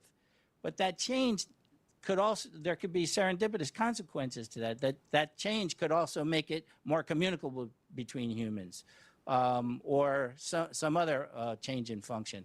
So I'm saying that most gain of function research is not geared to make something more effective more pathogenic in humans. It's usually the result. It's usually just something that happens, and that has to be reported. We have mechanisms to report on that. NIH has guidelines in federally funded research what needs to be done before any additional funding is provided for that research. So there are a lot of problems that when we discuss gain of function research and we say we want a moratorium on this and we want to shut down research, we really have to be careful in those conversations because most of the legitimate science that's out there is not being done for nefarious purposes. It's not being done in a reckless way. And some of those results that we see that do turn out bad are serendipitous, and we should be able to get a handle on how to screen for, make sure the researchers are Like reporting that and making sure that they're on top of that. Jesse, anything to add to this? Not really, other than obviously, I agree with most of what Jason was saying, but I think we have to keep in mind that the intention of the research and the outcome of the research, may or may not be aligned. So, an important question in evaluating this is always not just what is the intention of the research, but what is the actual outcome of the research. Jerry, I want to turn over to you. Like, who is actually in charge? I mean, Dr. Rosa mentioned it, like that the new idea they have is to centralize some of the oversight because currently it's all over the government. Who is actually in charge of implementing biosafety oversight, biosafety regulations? Like, where are the main centers across the government? Biosafety is implemented in a number of places, and those different places are in charge of their piece of it. Okay. So the Select Agent Program is under the CDC and the Department of Agriculture. Okay. The NIH policies attached to government funding are overseen by NIH, but typically these policies are designed and discussed through an interagency process within the federal government, and then some agency will be responsible for rolling it out. Some of the policies on screening DNA sequences that Dr. Rosa talked about, it wasn't clear. OSTP had issued some guidance on that. I think Department of Homeland Security was given a task. The National Security Commission on Emerging Biotechnology that Dr. Rosa talked about proposes that Commerce be given an office. But right now, there's no single point of contact for that. It's just different policies done in different places. And how do you, Dr. Rosa tried to mention it a little bit, the technology is moving so fast. And so how do you, and we faced it not only in biotech, but we faced it in AI and many others, and we think a lot about this at our center. How do you make sure that the regulations are kind of like dynamically adjusted and keep up with the market and with the technology? Absolutely. That is the challenge. How do you do that? I think she did a great job of explaining how important it is and what a challenge it is. Yeah. The first thing you need is somebody whose job that is. Right now, the various different aspects of our governance system are implementing those aspects of it, and they're sort of looking ahead as to, is this regulation still working? Yeah. But there isn't really a part in the government that's trying to say, here's what new technology is now making possible. Here's a new biosafety concern. Here we have the agency with a hammer. Here we have the agency with the screwdriver. There we have the agency with the pliers. But it's nobody's job to say, what tool do we need for this? So I very strongly support her rationale for the Commission's creation of BioStar, because for one, it creates somebody whose job it is. Part of having somebody whose job it is you give them this mission of foresight and technological anticipation. What's coming down the road? It's hard, as you say, it's very hard to keep track of things as they're happening. It's even harder to look ahead. But if nobody's looking, you're not going to find it. So that agency has to have that job. It has to also, it would be more efficient to have it centralize all the other aspects of biosecurity policy. So when it finds something, it says, well, here's the existing toolkit. We can maybe adjust those as necessary, and maybe we need to come up with some more. But again, it's hard to do that when it's dispersed throughout the government. The challenge is there's a lot of rules and regulations and procedures that determine how the federal government runs that are often called red tape, which are not there just to frustrate people and make life difficult. Yeah. They're there because we have values that we want to achieve as U.S. government, and transparency and fairness. So when the government issues regulations, they put them out for comment. All potentially affected stakeholders have the right to comment on them. And this has a fair amount of inertia. And so reconciling anticipatory, high-speed approach to looking at future hazards and then adaptively changing to address them. Adaptive governance is something that the Commission talked about as well. That's important, but you have to do it in a framework that says we have a deliberate way of going about things because we have these values that we want to protect. Now, maybe we don't have to protect those values through 180-day Federal Register comment periods. Maybe there's different ways to get to the same goal, but that's going to require some institutional innovation as well. And just getting rid of it all and saying, you know, we can't afford to take the time has a lot of potential adverse consequences in terms of protections that we now have from the way the government is structured to go through regulation. And just one point on regulation, there's a quote I love so much from Dr. Renee Redgerson, who is the former director of the Advanced Research Project Agency for Health, on exactly this topic. She says, the reason you have brakes on a car is not because you want to drive slow. The reason you have brakes on a car is because you want to drive fast, safely. And I think that's exactly consistent with Dr. Rosa's creation of BioStar, not as a hindrance on innovation, but as a promoter of innovation. And you want to be able to have the ability to go do things that are safe and have the ability to identify things that might be problematic and then do something about that before it gets to be too late. That's a really good point, actually. Jason, I want to turn a little bit to you, back to you. We've had a pandemic. It's been 5 years now since then. We still don't have an official assessment of where it came from. The FBI and other institutions lean towards a lab accident. Why is it even important to find out how it started? And like, how does it relate to current biosafety regulations? How is it important for pandemic prevention? I think when people say, oh, we might never find out or we don't need to find out, I think I disagree because I think we need to find out. But I'm curious to hear, like, how do you see that? And what is the role in potentially preventing future pandemics from occurring? Yeah, well, the simple answer to that is that if you don't know, if you don't find out, you won't know how to mitigate the next one. And so that's the simple answer. But I think it's also important that, you know, as we look ahead, this pandemic, I think when we first came out with the first 90-day report, and the FBI was the only agency at the time that had assessed laboratory origin, there was a lot of blowback on that. And a lot of it was coming from scientists. And I believe a lot of the blowback from scientists, they were worried that an agency like the FBI, who is viewed as, you know, a legal entity, and that there may be laws following that are going to prevent scientists from doing this innovation, and, you know, that we were going to shut down research. The government may shut down research or whatever. And that's a legitimate concern. But because we have had moratoriums on research before, and legislation have been passed. The select agent legislation, you know, didn't exist 20 years ago. And so, you know, scientists often worry about what is the government going to do that's going to hinder our ability to effectively do science, and not slow us down or whatever. But I still think it's important to understand and to keep looking, all right? Right now, we still don't have a definitive answer. Doesn't matter how many other agencies have come out and said lab origin, or how many other governments have come out now and said they assessed lab origin. We need to keep an open mind because, number one, coronaviruses do most commonly emerge through zoonotic events. And that's a fact that most scientists will agree on. We know that from the first SARS epidemic. We know it from how MERS emerged. All our cold viruses, the coronaviruses, there's phylogenetic evidence that they were through emergences with other animal species, from other animal species.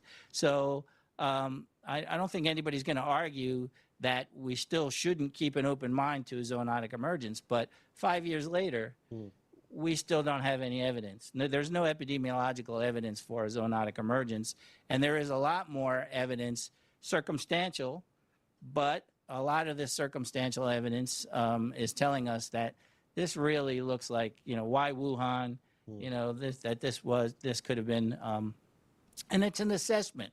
Right. We're not looking for proof. We're assessing what do we think with the data that we have is most likely. And if we don't do that, we won't be able to prevent the next pandemics. And so actually related to that, I'm curious, I think whenever we have a catastrophic event, let's say a plane crashes, right? We have an independent investigation. We don't let the pilots or the engineers developing the plane investigate themselves. So who should have led an investigation, an official, who could still lead an independent investigation into this? What kind of data sources do you need? So far, I think it's been mostly led by scientists, some of which have been working with people there at the lab. And so I'm curious, how could an objective, trusted investigative commission look like that would be independent, that people could trust from both sides of the debate? I think that's a good question. I think if you look at the 90-day report, President Biden had tasked the Director of National Intelligence to lead that. So you have intelligence entities who have different missions. As Jerry was saying, one may have the wrench, another may have the hammer, another the screwdriver. And that exists among the intel community. We have some that gather signal intelligence, some are that are really good at human intelligence, some that are more open to open source intelligence. That some have more scientists than others. So I think one of the things that I saw missing from that was there was no one from HHS or the CDC involved in that 90-day report. So we didn't have public health people that were looking in on that. We had people with experience, people like myself, a clinical microbiologist with a background in infectious disease. But, that was 20 years ago in my career. I'm now an FBI scientist, but and the other agencies also had, many good scientists looking at it and stuff. But we didn't have clinicians. We didn't have epidemiologists. We really, I saw that as a missing piece. That's interesting. And so I think, there should be, and and some of the actual intel agencies did have those people. The National Center for Medical Intelligence, they were participating in this. But I think we could have done a better job as a whole of government in coordinating the investigation of COVID's origin. I actually have two other questions that relate to some of that. One for Jerry and Jason combined, and one for Jesse. Jason went first. He was in the middle of this. So. Perfect. So Jesse, you mentioned the importance of reducing transmission interfaces for zoonotic leaps from farmed animals, for instance, with more surveillance. And it's hard in farm workers. So how do you see us reducing those transmission interfaces? I think so I mean, obviously, there are two ways that a virus like H5N1 could become transmissible to humans. It could either, in the process of transmitting in some other animal, sort of pick up serendipitously the mutations that make it transmissible to humans, and then the first human that gets infected, already you have a human transmissible virus and it takes off. The second one is you could have a human infection, and during the course of the virus replicating in that human, it acquires mutations that promote its transmissibility. And to be quite honest, we don't really know for any of the prior pandemics exactly which of these mechanisms happened, but either could happen.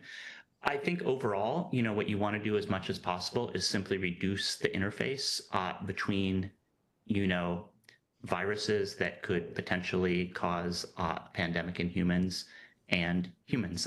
And this is really, I think, a principle that applies both to zoonoses and lab accidents, right? I mean, the reason that nobody does research in smallpox anymore is because we want the interface between smallpox virus and humans to be zero, right?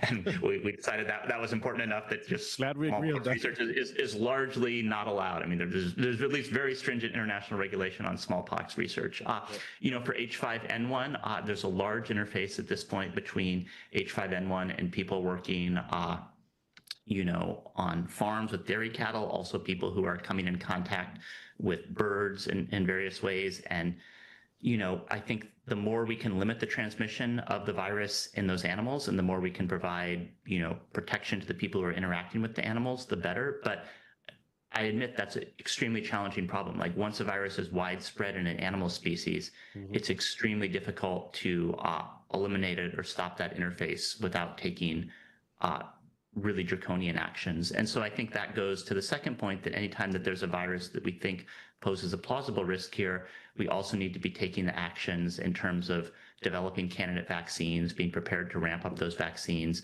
to respond as quickly as possible if there is a human case in human transmission. And then finally, surveillance, particularly of people who are working at these interfaces, whether that's people working with animals, people working in labs, surveillance of these interfaces. So if there are infections, they can be identified as soon as possible. That's also important. That actually, let me follow up on something. There's a second question here. If you look at Operation Warp Speed, right, like how do you assess it in terms of response time, in terms of success? Do you think this was how it should have been going? Could there have been something improved in terms of vaccine rollout afterwards? That's really more of a policy question than a scientific question. And I try to stay more on the scientific than the policy questions. I will say, though, that the actual design of the construct that became the initial Pfizer and Moderna mRNA vaccines took only a very short amount of time. And most of the time was scaling up production of the vaccine and performing trials for safety and efficacy. And so if there's a future pandemic, we now probably have even more knowledge, at least for many viruses, on how to design those vaccines. We also have the latent capacity, because there's now large-scale mRNA vaccine production, to produce those vaccines at scale, probably faster than was done for the COVID vaccine.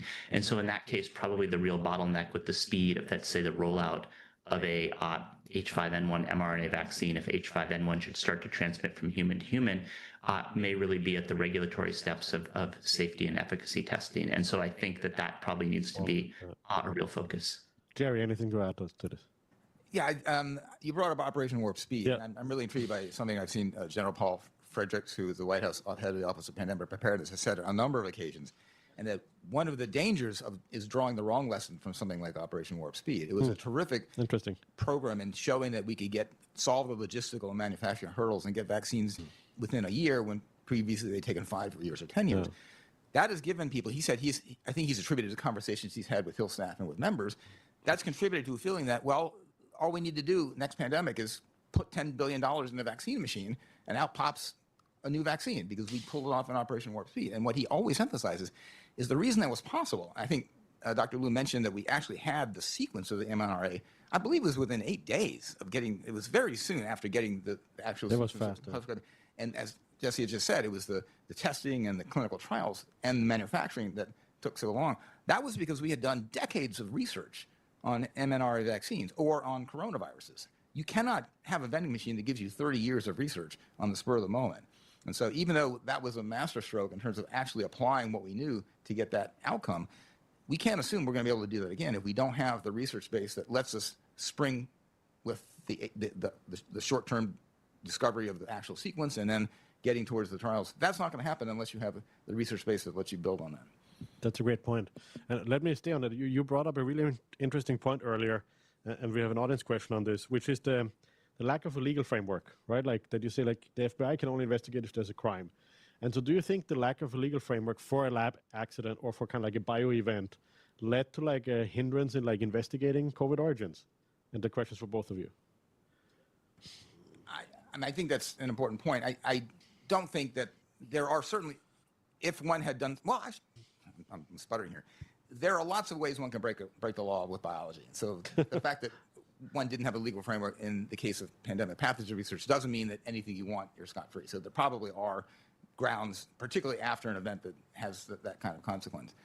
I also think that even though I have argued that I just said we need some kind of legal framework, I don't think regulation actually is very effective if it's a very adversarial system. Yeah. One can always pass a law and force researchers to comply because the government has the power to have that kind of action. And if they don't comply, they lose their funding and they go to jail. You have the power to do that, but you're not going to make the regulation work unless the people who are regulated have some sense of buy-in. We actually understand why you're doing this and have the ability to contribute what they know and say, well, if you're worried about X, here's the way to do that. The law you've passed or the regulation you've passed is pretending to do that, but it's just going to get in our way and you're not going to accomplish what you want. So ultimately, I think one needs to have a collaborative relationship between regulators and the regulated community. This is not a blank check. So this goes up until you have malfeasance or negligence or other criminal activity, and then the government can bring a big stick. But I don't think we should assume from the beginning that researchers are a wild breed of animal and need to be tamed by government regulation. We need to have the ability, and that's, again, a function of an agency like the BioStar that Dr. Rosa said, although I'm not sure this is articulated in her report. You need to have a mechanism to have this relationship between the researchers and the regulators to find out what works. Here's the problem. Not only are you the ones that are telling me what's going to work, you're the ones that have to put this into effect. And so from both the implementation and design, there's got to be a relationship between the regulators and the regulated community that's conducive to having these conversations work. I think it has to be something like a sustained information exchange, but you have someone independently then making the decision. It's a lot of like any other sector that is being regulated, right? Like you have that kind of thing. When you have the EPA looking at pollution, right? You have the scientists, they're getting information from the regulated and then making a decision afterwards. And I think you're right. It has to be kind of like a way where you maximize the benefits. You find the right balance between correcting a market failure and like not killing innovation or killing the work that is important to some degree, right? I want to go I want to stay with you, Jerry, because Dr. Rosa talked a lot about her idea of BioStar, like that independent agency. That's an idea that you also had talked about a long time ago, like about bioresponsibility. How do you see her ideas of that agency as compared to what you had envisioned? And like, where do you think that should be situated in the government? I think it's completely consistent. I was so happy to see that. But we, as she said, we had talked to the staff ahead of time, and we were among the 2,000 people that she reached out to. We and my co-authors in that paper to reach out to them, and it's very gratifying to see that they found some value in it. And what they proposed is very much along the lines of what we said. Yeah. As to where it goes, that's ultimately a political decision. It's where can you get agreement on Congress to put it. I think the fact that they suggested the proposal that I and my co-authors said was it should be an independent regulatory agency like the Securities and Exchange Commission or the Nuclear Regulatory Commission. It does not necessarily want to be part of the department because independence is part of what this entity brings. Right now, the Select Agent Program is run by CDC and USDA, both of which do research which is subject to the Select Agent Program. Now, they have workarounds. USDA inspects CDC. They don't inspect themselves. But still, there's at least a perception that this is not a truly independent mechanism. And so we had argued having an independent agency that doesn't really have a dog in the fight about the research itself would give it that perspective to avoid not only conflicts, but perceived conflicts, because that's really important. The commission put it in the Department of Commerce. It's not independent, but it's not known as a huge life science research agency. They have talent and they have capability, but I think it addresses those conflict of interest perspectives. You want an agency like this to be informed by all the perspectives in the government. You want the security agencies, you want the FBI and the DHS to be part of it. You want the science agencies, NIH, National Science Foundation. You want the economic aspects of it. You want the law enforcement. I mean, it's certainly a multi-sectoral process. You can, at the oversight level, you can do that through interagency committees, but at the working level, it's really nice to have one place where that all is resident. And so I think that, so just to summarize, I think that proposal was very consistent with what we put forth. And if commerce is where you get it, if commerce is what works, then I'm for commerce. Jason, yeah, your view on this, and you have worked a lot with different parts of the government. So yeah, and as Jerry said, so USDA does monitor CDC, and CDC monitors USDA, and of course the third tier of that is the FBI monitoring them both, doing the background investigations and stuff for the select agent.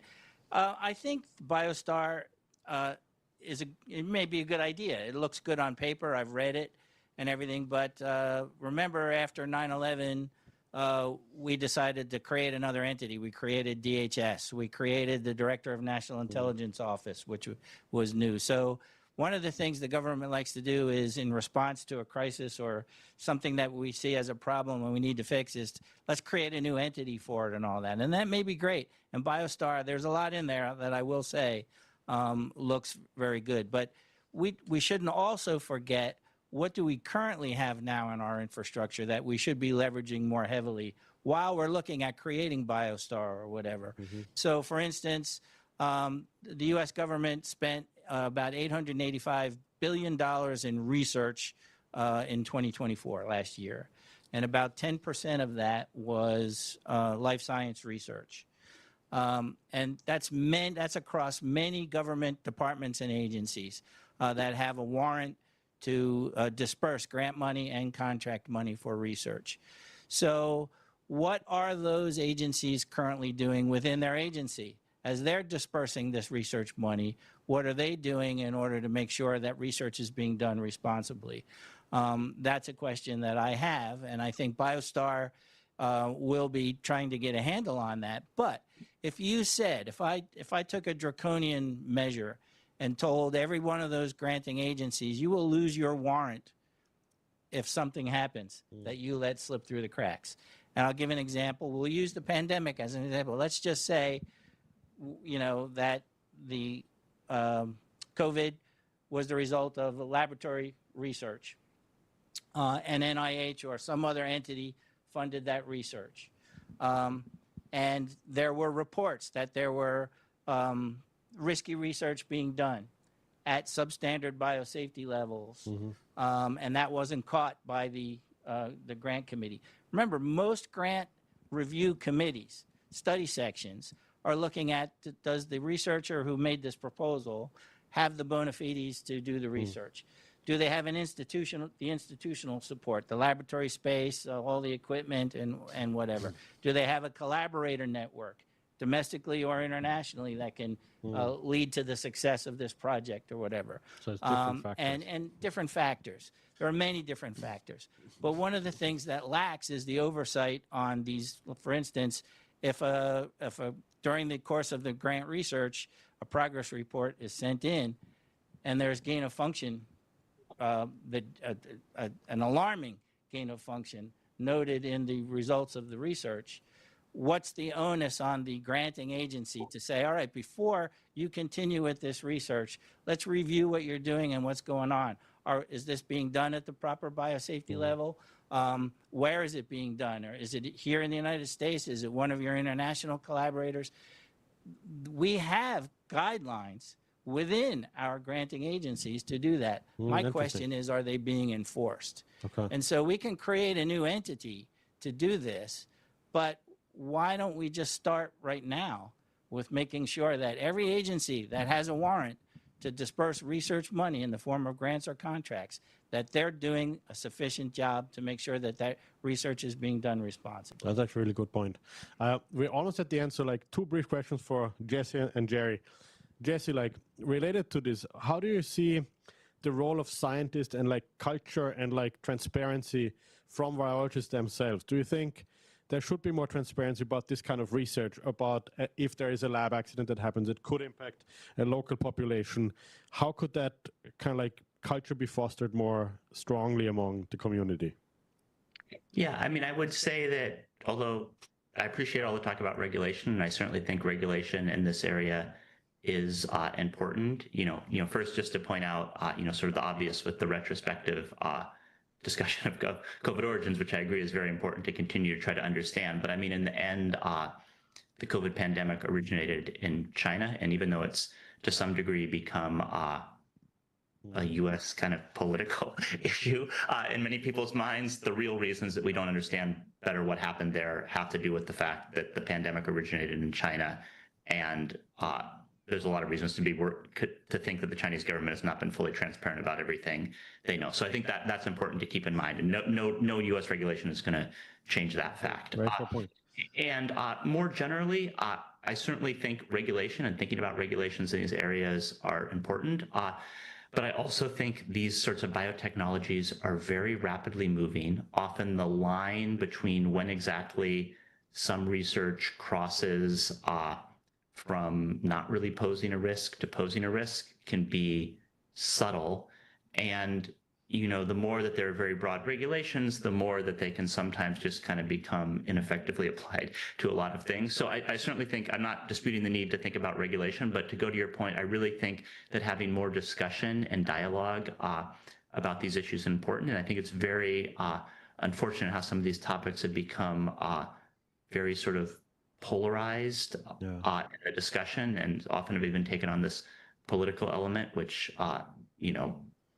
I don't really understand why, because they're not inherently political issues. And I think that's really one of the important things. And so I've really appreciated, you putting together forums like this, people who are interested in discussing these. And I really think we just need to create a culture where there's more discussion and debate about these issues in a way that's not making people feel threatened, but really sort of getting at the heart of what are really very difficult questions, I think.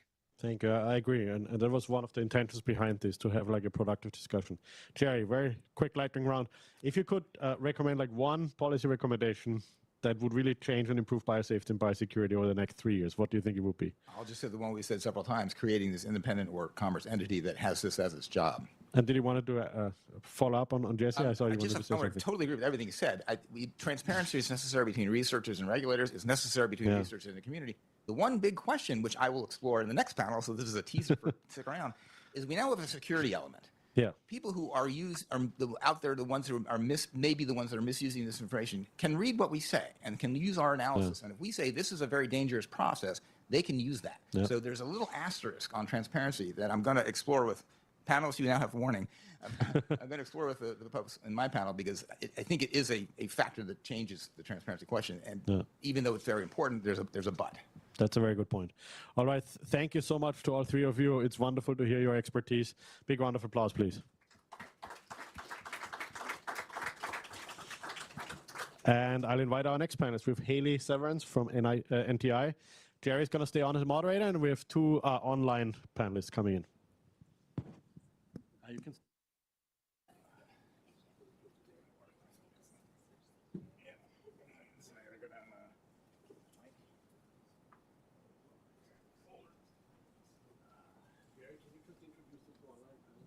Sure. Okay.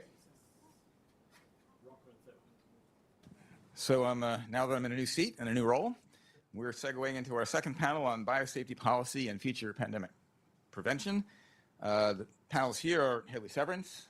In the room with us, the Deputy Vice President at the Nuclear Threat Initiative. And on the screen from left to right, we have Sela Neveau, Director of the Meselson Scientists at the RAND Corporation, where he's a Senior Information Scientist.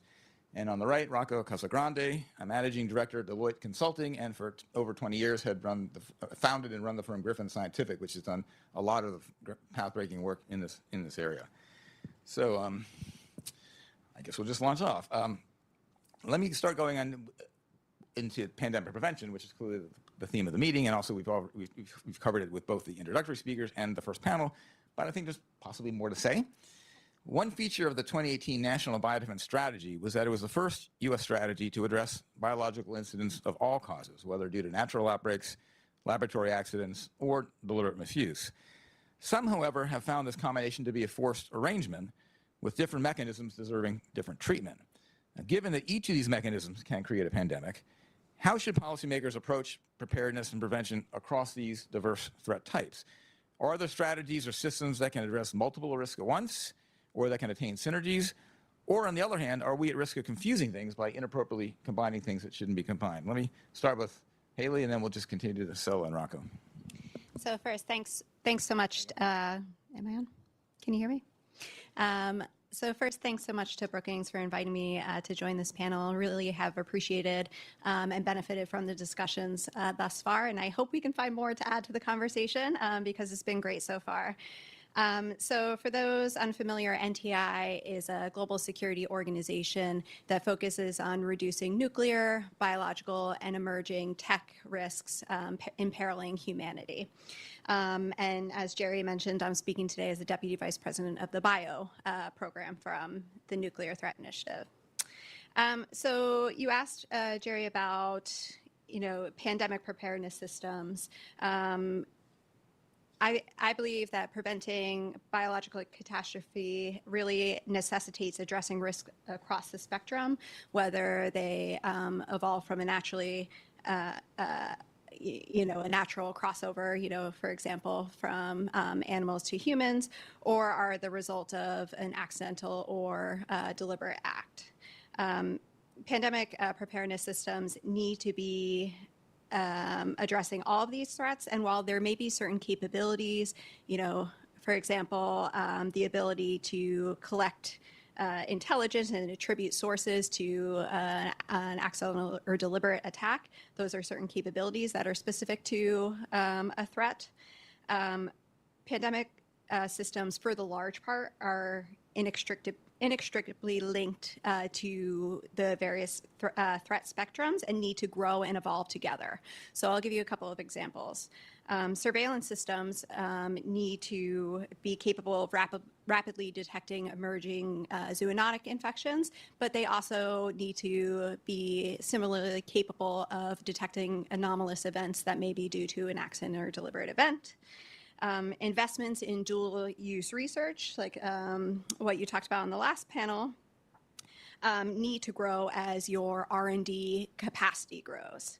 Biosafety and biosecurity systems need to scale as you're developing your laboratory networks in order to better detect outbreaks. So you cannot really have one without the other. It's kind of impossible to separate these systems. And policymakers in particular need to recognize is that you should not have the one without the other. For example, a buildup of laboratory infrastructure or research base without appropriate attention paid to safety and security could pose further pandemic risks that we should seek to avoid. Great, thank you. Sala? Yeah, first of all, 100% agree with Haley, and yeah, thank you all for having me here. It's an honor to be here. I think so. Completely agree. There are many types of responses to biorisk that just apply across both natural, accidental, and total. And I think mainly in the detection, response, and resilience, there's more in common than there is apart. Haley already mentioned biosurveillance, things around transmission suppression, right? Whether it's PPE or air quality or built environment, these things will help us across all of these different risks. Similarly for medical countermeasures, stockpiling of food and medication. And when something is useful across a wide variety of scenarios, that's a great thing. We should be doubling down and taking advantage of those. But there's also mechanisms that I think are pointed primarily on a specific type of risk. And I think a lot of things in the prevention space look like that, right? With new zoonotic diseases, maybe we want to focus more on reducing encroachment on the on kind of wild habitats, and whereas in accidental, it's more governance of dual-use research of concern and biosafety laws, and malicious, maybe we hear more about access controls and deterrence and attribution. And I think it's important to do these things well enough. I think in general, biological risks are important enough not to choose one or the other.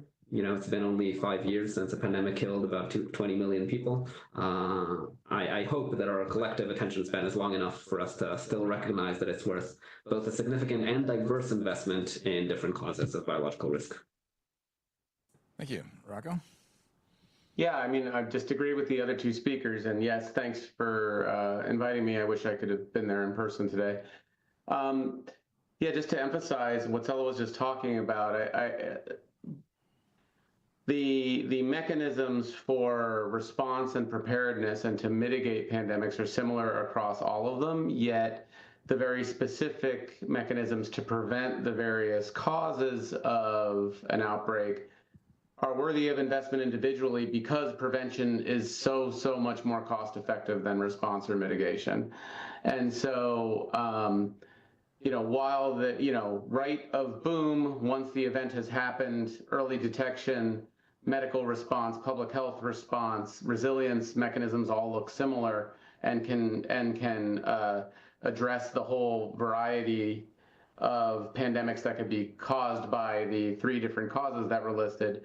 Prevention is really cost effective. And there you have elements that are often specific, like understanding the risks of human fallibility in a laboratory is going to be specific to only the one mode of laboratory accidents.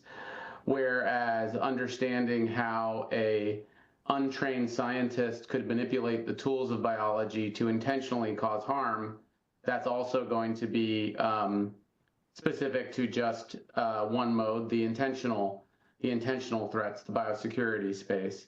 Whereas looking at the propensity of certain viruses to naturally evolve in a particular direction towards human infection would be, once again, only amenable to understanding risks in natural emergence.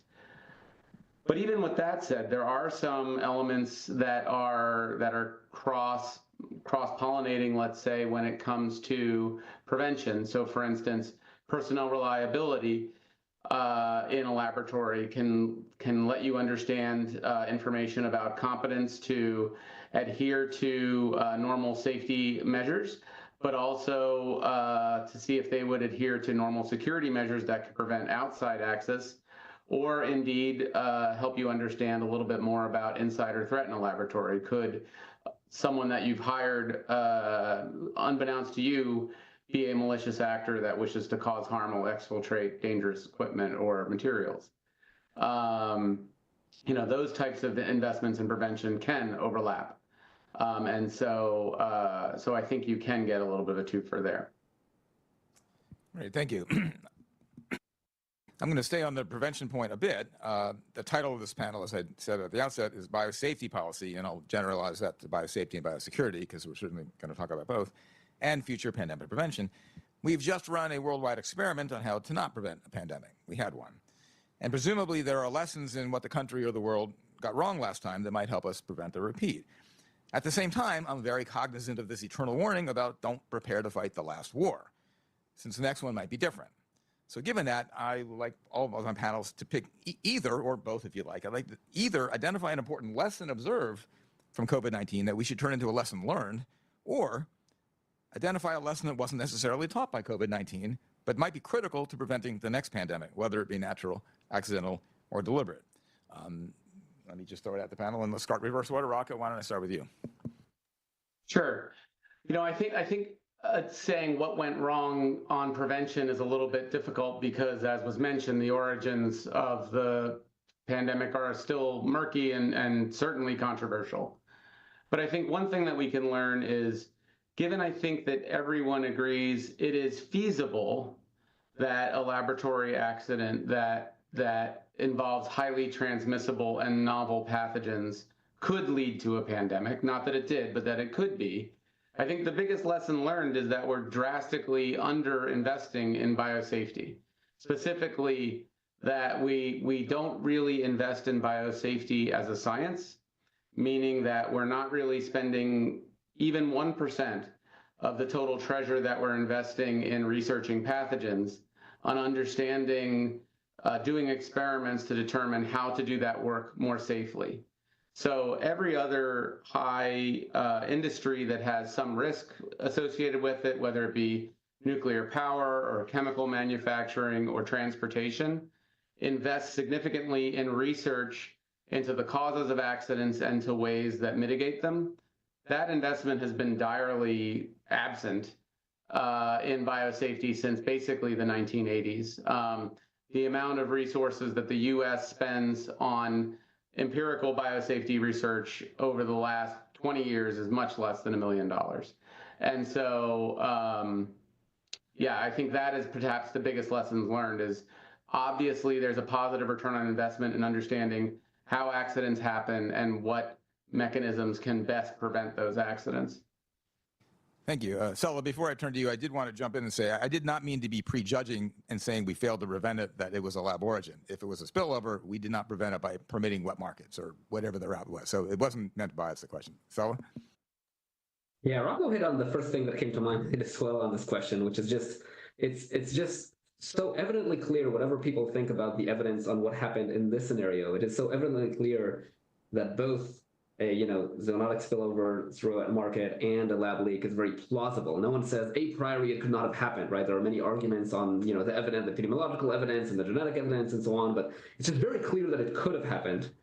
And I wish people would conclude from that they should be treating both of these options as meaningful options that need to be protected against, but instead, yeah, both the uncertainty and the kind of polarization around this has made it so that it's very difficult to make progress on either. But since Rocco touched on that, I'll say one other thing, which is I feel like this is a bit meta, but I feel like we've forgotten almost every lesson that we learned during the pandemic. I think that during the pandemic, every newspaper and pretty much every person I talked to was talking about how negligent governments were in not preparing for this, and how the experts have been warning about this for many years and so on. But the work that has been done during the pandemic is already being dismantled. Biosecurity companies were experiencing a boom, and now most of them are downsizing or closing. Governmental investments in pandemic preparedness are dropping. And I just think it's really good to remember, how cost-effective these investments are. COVID is assessed to have caused more than $60 trillion in harms. Even with very conservative estimates, it would probably still be cost-effective to spend $90 billion a year, every year, to prevent events like these. If you are assuming they only come every 1 or 2 centuries, then that's a conservative estimate. And if you're ignoring the fact that there's plausible worse scenarios. Now, during the COVID pandemic, that pandemic-related governmental investments were tripled, which is good. But even during the height of the pandemic, we were willing to spend only a small fraction of what would obviously be cost-effective to prevent these acute harms. And now we're kind of slowly taking that as well. So I'll say a slightly general, which is like, if we only could remember some of the things that we actually cared about these during the pandemics, I think that would be really, really useful. Thank you. Haley. Yeah, and I think, Jerry, in the question that you asked, you were talking about, not preparing to fight the last war, learning from COVID, but not over-indexing on COVID when we're preparing for the next pandemic or, biological crisis. And I think that's really important. I think we fell into that trap in the past. After 2009 swine flu, all our plans were targeted specifically at influenza, and post-Amerithrax, bioterrorism was seen only as, Bacillus anthracis or botulinum toxin. And so I think we kind of fall into, well, we knew it happened, so we need to prepare for that again.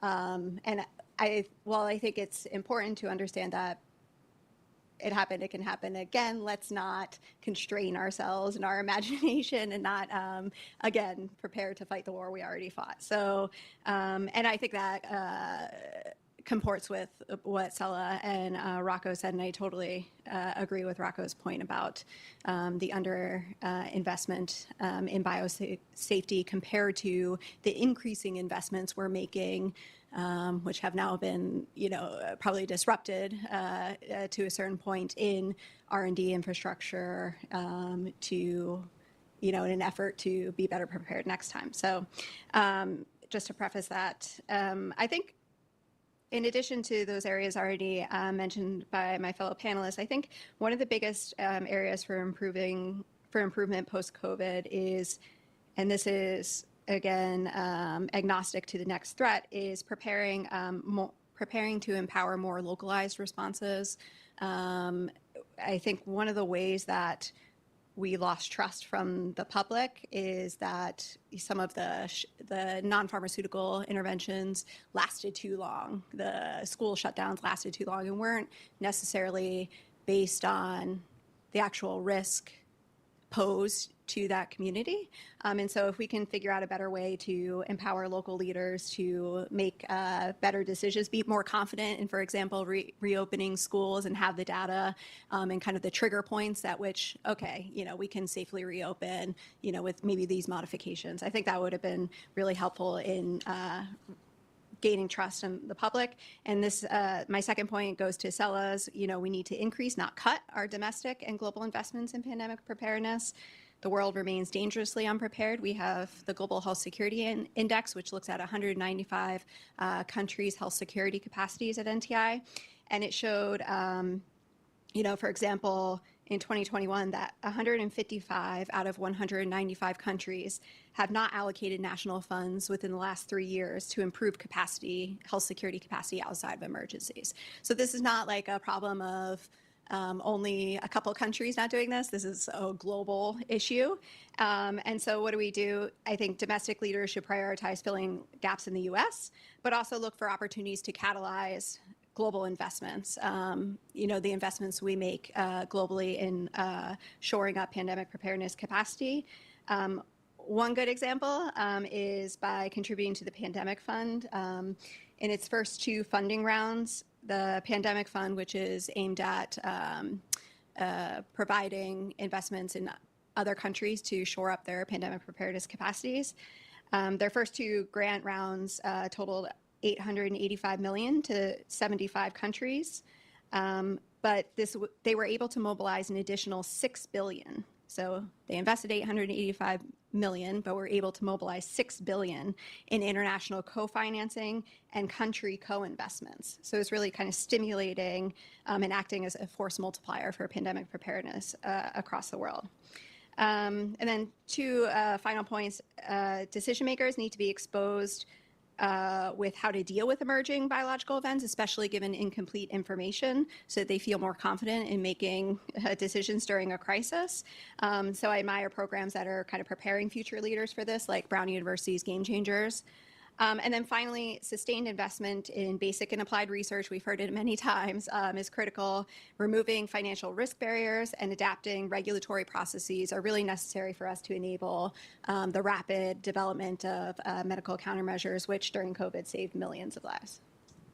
Thank you. And particularly following on your discussion of the international aspects, I'm going to go jump to something I was going to cover later, but prompted by an audience question which was submitted in advance. I'll just go ahead and come there on similar topics, so I'll combine the two. We all recognize that biothreats are global, whether they're natural, accidental, or deliberate, and that addressing them in the United States alone is not sufficient to protect us. How can the United States best promote global biosafety, biosecurity, and bioresponsibility in a way that protects our safety, our security, and our values? Does setting an example domestically inspire others to match it? Or could it lead to a brain drain if we put in place processes that researchers don't find acceptable that would undercut our security as well as our prosperity? Other than leading by leverage, other than leading by example, what leverage do we have? And then I'll tack on the audience question. Given current geopolitical dynamics, which state or international organization is best postured to advance political will in meaningful ways to increase global transparency into how individual governments are going to address biosafety gaps and concerns? Let me try the permutation. I don't think I've done yet. Let's go Rocco, Haley, Sella on this one. Great. Well, thanks for the question. I really appreciate it. I'm going to sound a little bit like a broken record by advocating for more research here, but I think the more biosafety research is truly the tide that will lift all boats internationally. Ironically, it would even help reduce accidents that arise from potentially covert and malicious programs, like states' offensive weapons programs, because no one wants to have an accident. So research conducted anywhere in how to conduct laboratory work more safely is likely to reduce risks everywhere. Also, the good news story here is a lot of that research is amenable to be conducted in low resource settings. Some of the work that we conducted under a grant that was provided to us by Open Philanthropy was done for, with thousands of dollars or tens of thousands of total dollars in laboratories in relatively low and middle income countries, because the main resource you need is laboratorians' time just to do hundreds of replicates of relatively tedious experiments to see how often rare mistakes occur. And so honestly, anyone funding life science research that relates to understanding the causes and effective mitigations in biosafety could reduce accident risk worldwide by researchers that live in almost any country and even in low resource settings. So I think it's a really good news story there. Helen? Yeah, and I just want to foot stomp the need for biosafety globally. Again, our Global Health Security Index demonstrates that we have a lot of work to do. Only 17 countries out of the 195 score above a 60 out of 100 for biosafety. On biosecurity, it's kind of a worse news story. Only 178 countries scored below 50 out of 100 points for biosecurity, and 94% of countries have no national oversight measures for dual-use research as of 2021. So it's a relatively neglected component, again, of that overall pandemic preparedness system that we talked about at the beginning. This is not the entire solution, but programs, this is an example of how the U.S. leads by example, but also like directly partners. In addition to kind of the work Rocco mentioned, the Cooperative Threat Reduction Program, which, you know, I'm a little biased, our co-founder, Senator Sam Nunn was a co-sponsor of the Cooperative Threat Reduction legislation following the fall of the Soviet Union and the cooperative effort it took to reduce the risks of loose WMD materials. So, but it is one of the leading global efforts to advance biosafety and biosecurity through cooperative programming with countries. In recognition that a biological catastrophe would not only be devastating in the country in which it originated, but also to the US and to our allies. And so by continuing to support those types of programming where we're working with countries to really shore up their capacities, I think is really critical and an example of how US leadership can really shape biosafety and biosecurity globally. Also, I think it's really important for policymakers to recognize that we cannot allow a race with China on AI and biotechnology to be a race to the bottom on safety and security. So to ensure that we're promoting responsible innovation, we should provide resources and political support, and I'm sure we'll talk a little bit of what that responsible innovation looks like, but we should provide resources and political support to elevate, for example, the US AI Safety Institute to evaluate and advance solutions that reduce risks, including biological risks associated with AI advances as a vital US national security interest. Now, this may take different shape as BioStar kind of gains traction. That's up to, up for debate, but now we have these AI safety institutes, so helping them better evaluate and advance solutions that reduce risks. Supporting research for guardrails for biological AI tools and agents to meaningfully reduce biological risk while enabling innovation. Advancing safeguards that have been co-developed and vetted by communities that include reps from industry, academia, and security community. We heard a lot about the importance of co-developing solutions so that they'll be likely adopted. And actually in alignment with one of the principles for action in the I call it the NSEB report, the National Security Commission on Emerging Biotech that Dr. Rozo co-chaired, work with the international community, including China, to develop best practices and standards for biosafety and biosecurity to prevent misuse, especially as these emerging technologies are evolving.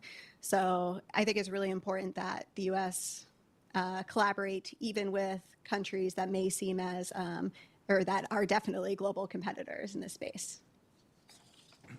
Haley, you previewed my next set of questions. I was about to remark that it's amazing we'd gone an hour and a half into 2 panels and hadn't heard AI yet in a Washington meeting. So that's where I'm going to go. And I'm particularly happy to have the three of you on this panel because I know you've all done deep work in this area. What specific biosecurity risks arise from AI's use in lab settings, and what policy interventions are needed to mitigate these risks and prevent accidental or deliberate misuse? How might AI be misused outside of established labs? Could AI be leveraged to, also on the other hand, could AI be leveraged to enhance biosafety and biosecurity? And let me just put an asterisk, given the expertise on the panel. If I asked you the wrong AI question, please answer the right one. So let me start with you, and then we'll go to you, Rocco. Haley, you just covered that. If you have anything to add, Sela, please. Yeah, so there's a bunch of questions there, so I'll try to tackle some of them and leave some others to the other panelists. So, I mean, as I think many people here know, AI interacts with biology in a variety of ways. There are different ways in which different AI models, some of them foundation models, some of them biological design tools, interact with different steps, both on, in an attacker's path to developing a bioweapon, as well as defenders can use them. So let's start with the attacker side and concerns. My biggest concern around AI in biology and biological labs is the threat of it increasing the circle of capability for truly terrible outcomes. So already today, expert biologists can do some really scary stuff. Brilliant biologists might be able to do genuinely terrible things even on their own. But we've never seen a large-scale successful biological attack. And I think one of the reasons we haven't seen that is because, the people who can implement these kinds of attacks are rare, and usually terrorist organizations or other organizations that might have an interest in doing so struggle to recruit them. So my biggest worry is that things that are already possible today, things like reconstruction, rescue, and amplification of existing pathogens, modifying existing pathogens to become more virulent or infectious, that these would become available to a much wider set of people, and therefore, when people do have the interest in creating truly large-scale harm, that'll be easier for them to do. And my worry is that this seems to be a pretty likely outcome of the trajectory that we're currently on. We're building experts in every part of the process that everyone will have on their cell phones. Widely available biological design tools can already correlate sequence to function better than experts. Collab labs, which require no human intervention, still have a way to go. I don't mean to imply they kind of can do the whole stack, but are still able to do more and more every year. And large language models can already interface with all of these tools and give people suggestions for how to overcome existing methods that try to stop them from doing that, including in ways that we know work because they've been shown to work in red teams. So maybe just to kind of give a concrete example, just a week ago, Secure Bio put out a new benchmark that looks into questions about practical implementation of virology work that has dual use potential. And these were constructed by professors based on questions that they frequently get from students that don't know as much about biology, but they need the professor's expertise to be able to do that kind of pathogen-related work. And the results show that the latest generation of models, including DeepSeek R1, are far better than experts, even when experts are only asked about their own subfield, even within virology. So already we all have something that is better than leading experts on our phones that can guide us through dual-use experiments. And I don't mean to overstate this. Of course, these benchmarks are not identical to reality. There may still be many barriers in reality that are not represented in these benchmarks, but we're kind of getting uncomfortably close. The set of excuses for why we should be confident that we're not there or we won't be there too soon seems to be kind of shrinking over time. And so that's what I'm worried about where we'll get to. In terms of what we can do to prevent that, I think preventing that is very doable. But I think that will require some level of pre-deployment evaluation and the application of access controls or mitigations for these models so that we don't just say, okay, everyone can do whatever they want with them, which right now is not really happening as most bio AI models are open sourced. In terms of how AI can be leveraged to enhance biosafety, there's many, many ways to do that. I would think we should be using AI-enabled biological design tools to screen synthesis requests. If hundreds of thousands of people can now use these tools to better create things that have new capabilities, we should be using those same tools to check out, okay, if I'm going to create physically this strand of DNA, what traits will it have? What will it allow people to do? We should be using AI to detect novel pathogens in wastewater, which is a really promising approach to detecting novel pathogens and novel pandemics very early, but there's still a lot of work to be done. Yeah, there's a lot of things we could be doing with AI. Thank you. Rocco. Yeah, just picking up where Sela left off, because I agree with basically everything he said. Some of the ways that AI can enhance biosafety and biosecurity is a lot of these AI tools can greatly boost efficiency in the laboratory. So as an example, the tools that can predict whether a novel protein structure will fold properly and therefore work in a biological context can basically, they won't help you design a new structure. You still have to do that. But of your 100 different guesses at what the best design might be, it'll tell you like which 5 of those 100 are likely to fold properly.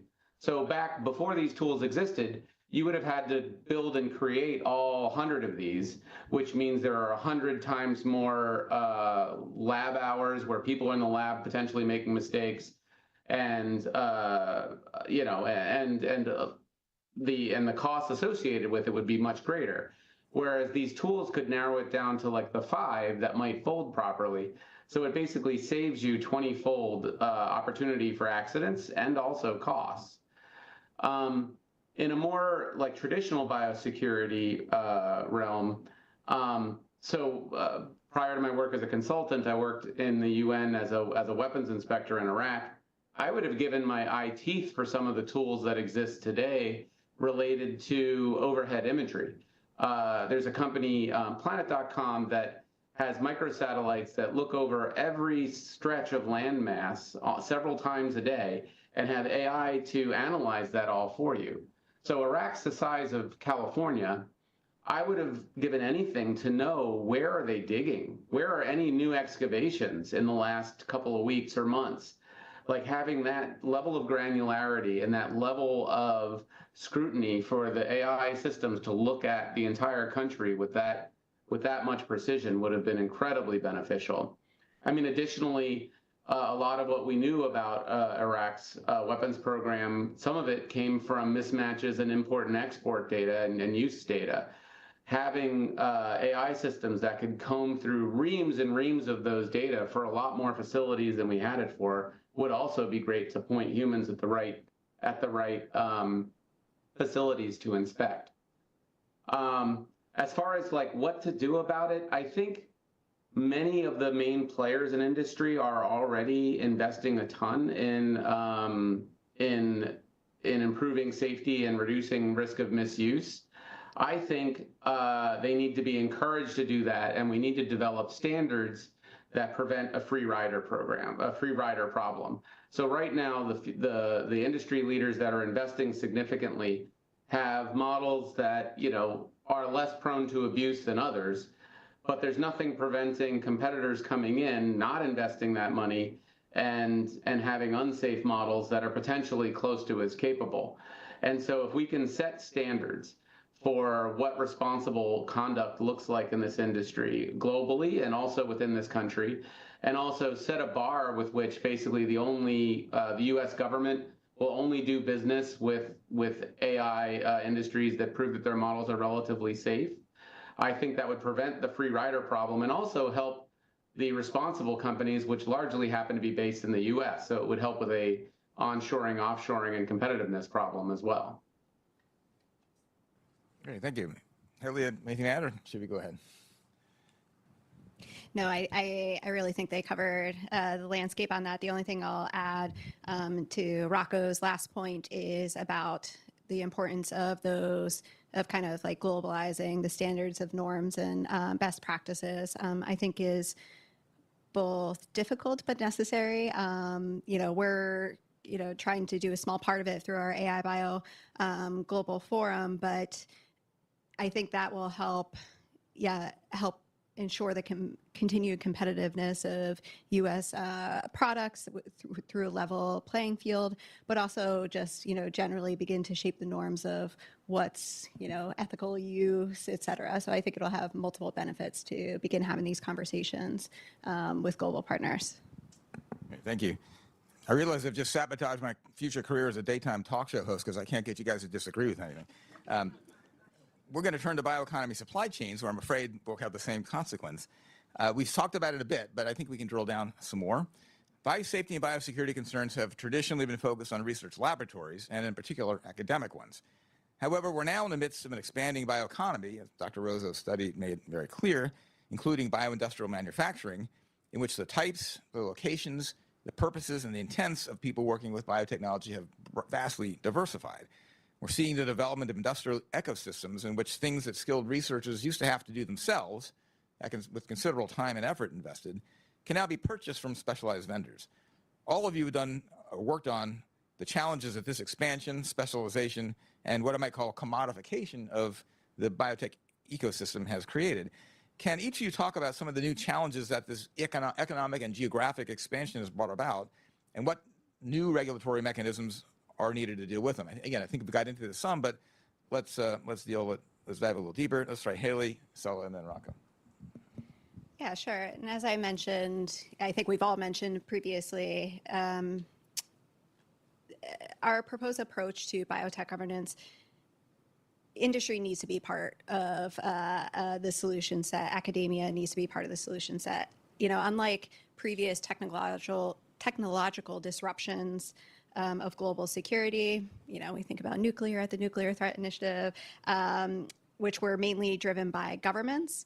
In this case, market forces and commercial enterprises really dominate this innovation space. And so solutions will require kind of those visionary partnerships between policymakers and again, those innovators in the private sector. I think U.S. policies are evolving to address this fact, and these emerging threats is not the first case where they have to, work with private partners. But I think there are important vulnerabilities that remain, and we heard this come up quite a few times in that, there's a lot you can do with federal funding as an incentive. So you can put controls on the type of research that's done, how it's done, how safely and securely it's done, if you have federal funding as a carrot. But for those research efforts, which I would argue in the biotech innovation and advanced research space are expanding in the private funding arena, you lack that leverage point.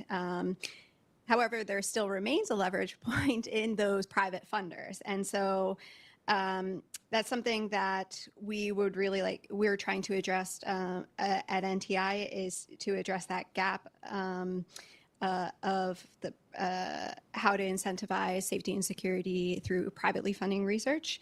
Last year, we partnered with CEPI, the Coalition for Epidemic Preparedness Innovations, to establish a public commitment by bioscience and biotech funders to incorporate biosecurity and biosafety into their decision-making processes before funding is rewarded, understanding the risks, the potential risks posed by research efforts and seeking to either mitigate those or, refuse to fund the work in the hopes that we can reduce the likelihood that, non-governmentally funded funders will support unduly risky bioscience research and also incentivize scientists and technologists to adhere to biosafety and biosecurity best practices.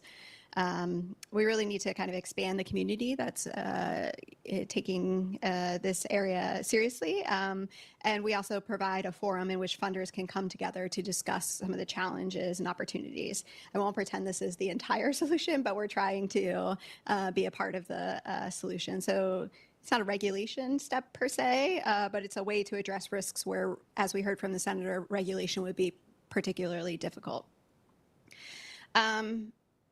The other thing I wanted to touch upon in terms of regulation is that Dr. Rozo mentioned DNA synthesis screening. I think, as she mentioned, and I think, Jerry, you mentioned, it's unclear who kind of is responsible for enforcing the requirements for nucleic acids screening framework.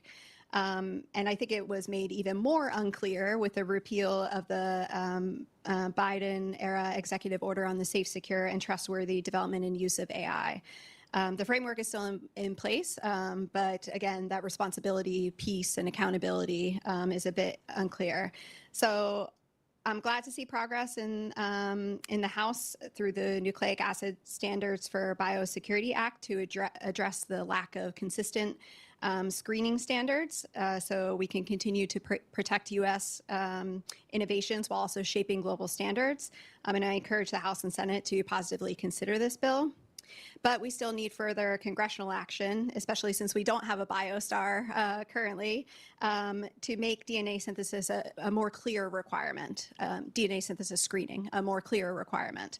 And I hope that, this is only, as Dr. Rozo also mentioned, this is only one, technological challenge that we're facing. We're going to have many, including as AI evolves. And so I hope Congress continues to work with industry and academic partners, as well as security professionals, by introducing smart legislation that promotes responsible innovation.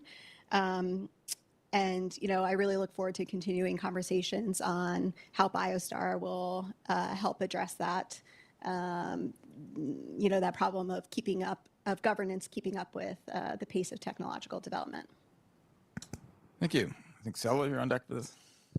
Yeah. The first thing I would say, whenever someone asks me a question that includes what specific regulatory mechanisms should we rely on or develop, I always run to check what you think, Jerry. So just the flag that I'm always interested in your thoughts as well. But in the meantime, I'll maybe I want to take a step back and explore how this diffusion or expansion influences our regulatory option space at a high level. Herman Kahn, kind of famous Randite, once wrote, assume that it were possible to manufacture a doomsday machine from approximately $10 worth of available materials. While it might be unthinkable that the world would be destroyed by such a doomsday machine, it would also be almost inevitable. The only question would be, is it a matter of minutes, hours, days, months, or years? And then he goes on to say, okay, if it costs thousands or tens of thousands, the analysis doesn't really change. But if it costs millions or tens of millions, then only a smaller number of organizations could use them, and they could be much more easily regulated. So the bottom line for this, which I think is true to this day, is when the technology, materials, and skills proliferate to be genuinely ubiquitous, if people can do this in their own homes and so on, they become almost impossible to regulate. Now, Haley already made a great point about the funders being an interesting leverage point. I want to highlight another one, which is there's a big difference in whether they proliferate in the sense that really anyone can do them, or if they proliferate in the sense that, as I think is happening in at least a lot of components in the bioeconomy, they proliferate through services. People specialize and then provide those services to third parties. So for example, right, it's not that everyone today can synthesize nucleic acids on their own, but rather everyone buys it from synthesis providers. Or we can also include here maybe buying synthesis machines from a small number of companies that produce those. In fact, the number of people, the number of labs and researchers that actually do nucleic acid synthesis themselves directly has gone down in recent years because it is so cheap and easy and efficient to buy that from providers. And that can end up being a net benefit from a security and governance perspective, because then you could implement controls there in those companies that could be incredibly effective. So this is, a continuation to the things that Haley have already said. I think that, whether it's synthesis screening, whether it's producing other controls, access controls in other parts of the supply chain, bovine fetal serum, things like that. I think there are a lot of opportunities there, but we gotta make sure that we direct them in the places where people genuinely rely on areas that are regulable as opposed to others. Great, thank you, Marco. Yeah, so just to kind of add on slightly to what Haley and Sel already said. I think when you look at the services industry and biotechnology, there's a gap in terms of, even in this industry, even understanding principles of biosafety and biosecurity and understanding what their responsibilities are related to existing laws and regulations like export control and the select agent rules. And that's because much of this industry came out of biotech that has nothing to do with toxins or pathogens, unlike those that work in laboratories where you're directly working on viruses and bacteria and toxins. And so in this industry, I would say there's often a gap that could be filled with outreach and education, saying, okay, here are risks, here are the laws that already pertain to your industry, and here's how you comply with them. But also, here's some data on how things went wrong in the past, how accidents happened, or people tried to exploit the life sciences to cause harm. I think just that would have a tremendous benefit due to the difference in background of people who normally work on things that are dangerous versus people who are more technologists who have these highly capable companies that people can go to. Great, thank you. Again, I appreciate the questions that have been turned in from the audience. We're not going to be able to get to very many of them, but let me throw one in at this point. And it's quite a segue away from things we've been talking about. I think it's a really important topic.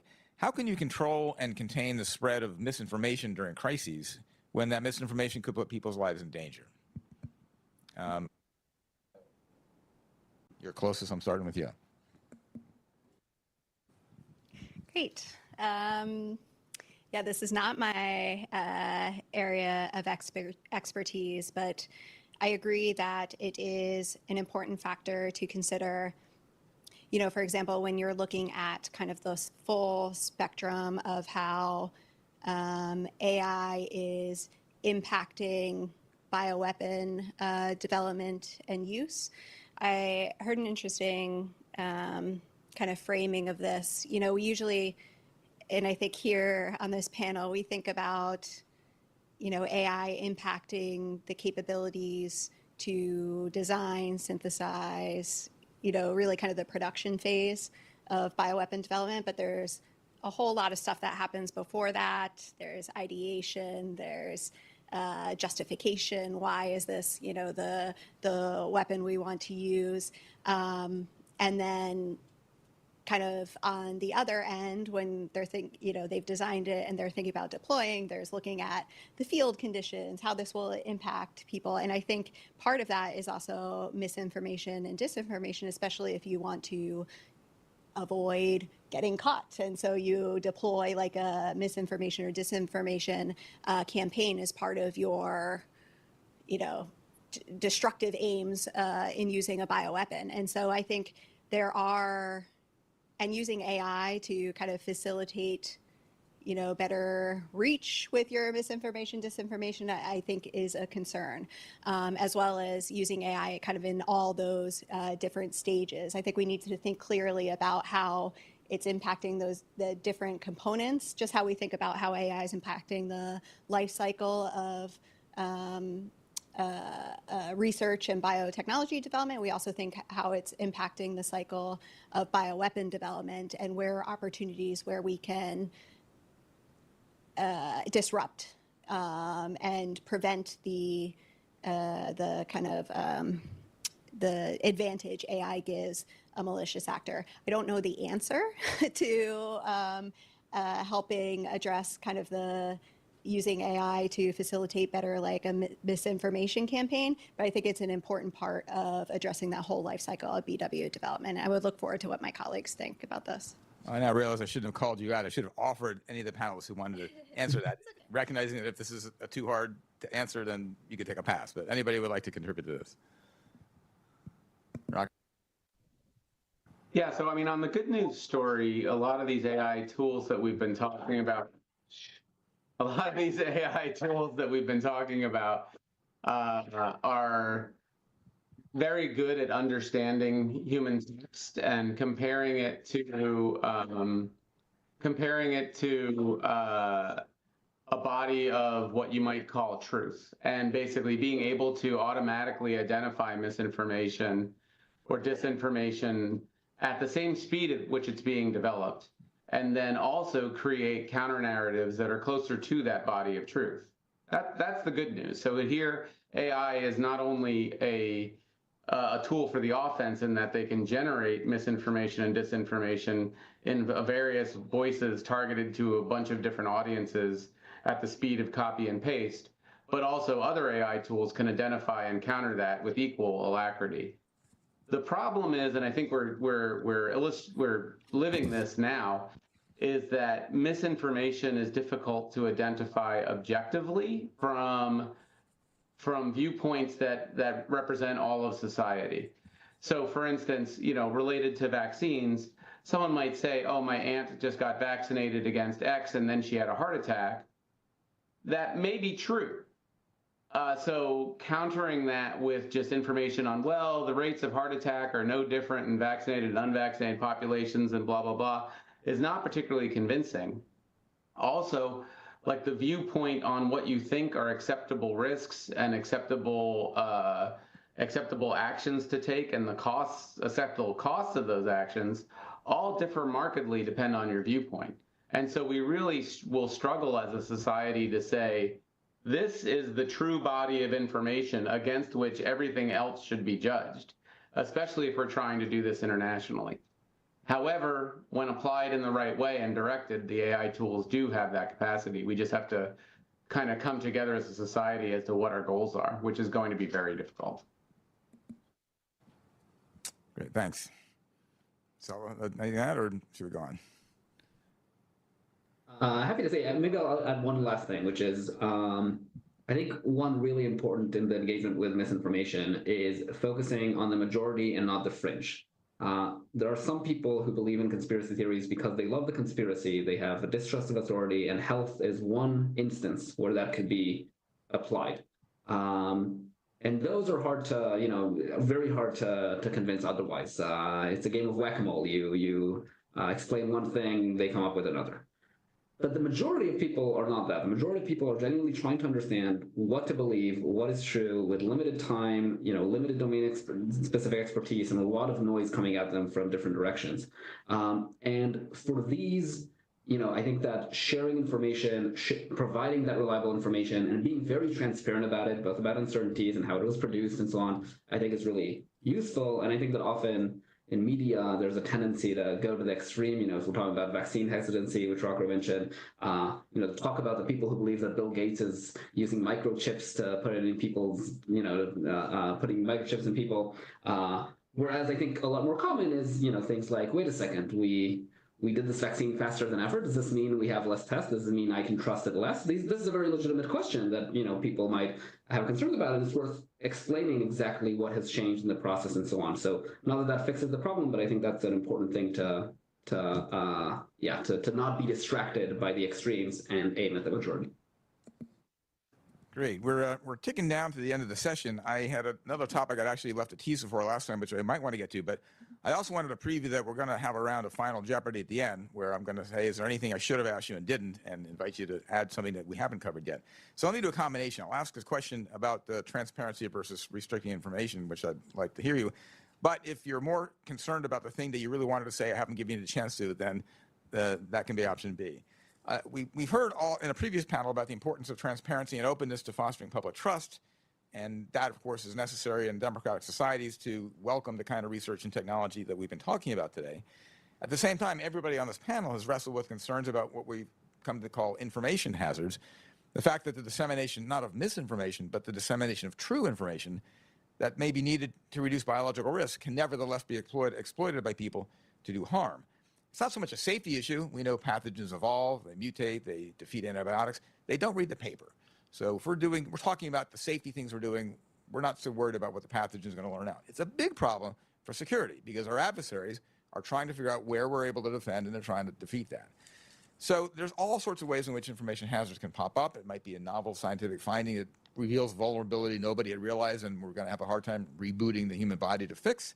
It could be an analysis of somebody's, in fact, even some of the questions we were considering on the panel, what do you think is the most concerning approach? I'm not sure I really want to answer that because people might be interested. So let me offer the general question of the tensions between not being able to say everything we know when we do know that we need to get people's engagement and trust on board, and that typically requires transparency. So that's one set of questions. And then the other possibility is, Jerry, that's not the right question. I really want to talk about something else. So let me go in reverse order. Let's go Rocco, Sella, and Haley on column A or column B.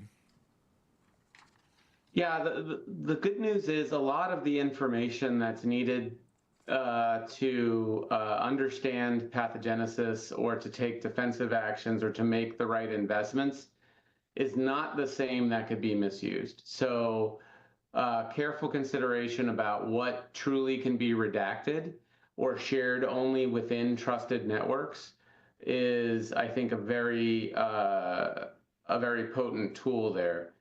I think the bad news is we often think about control of information at the publication level, where there is at least some level of review with peer review and the publisher, et cetera.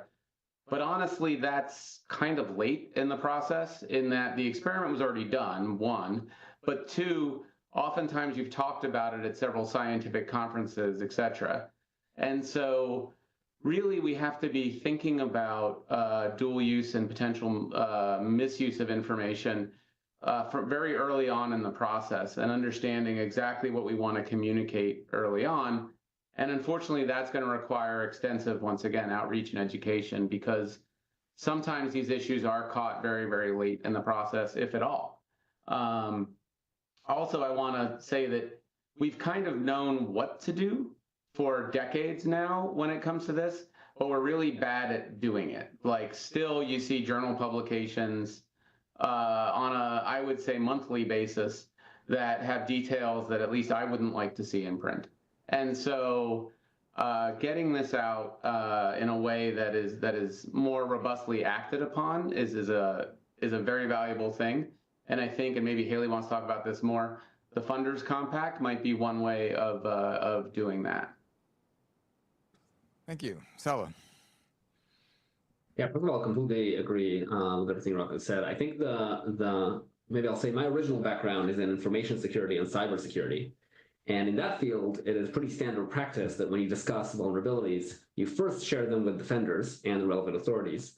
Then defenders fix those vulnerabilities. Then you talk about them with others. Now, the fields are very different. Okay, one big difference is that in cybersecurity, most vulnerabilities, not all, but most, are much easier and faster to fix than most biological vulnerabilities.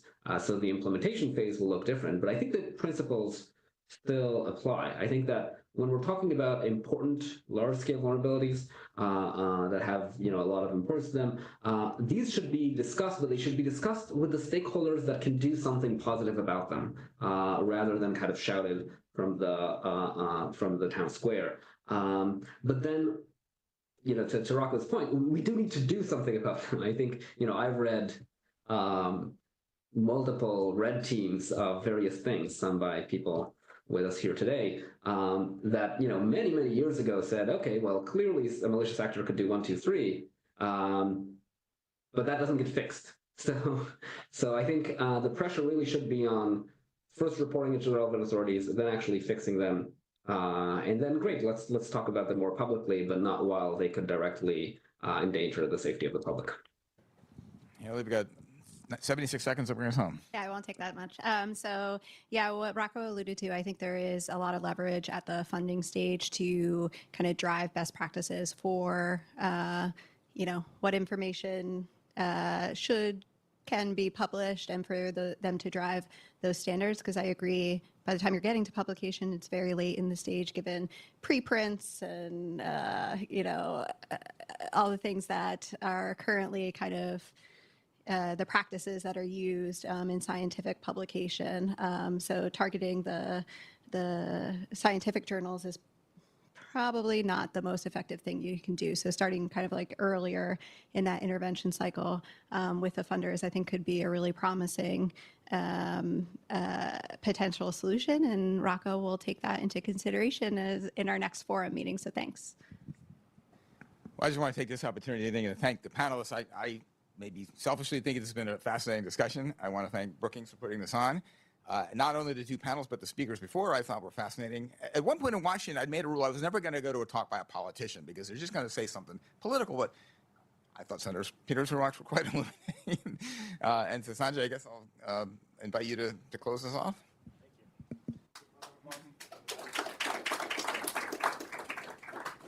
Well, thank you very much.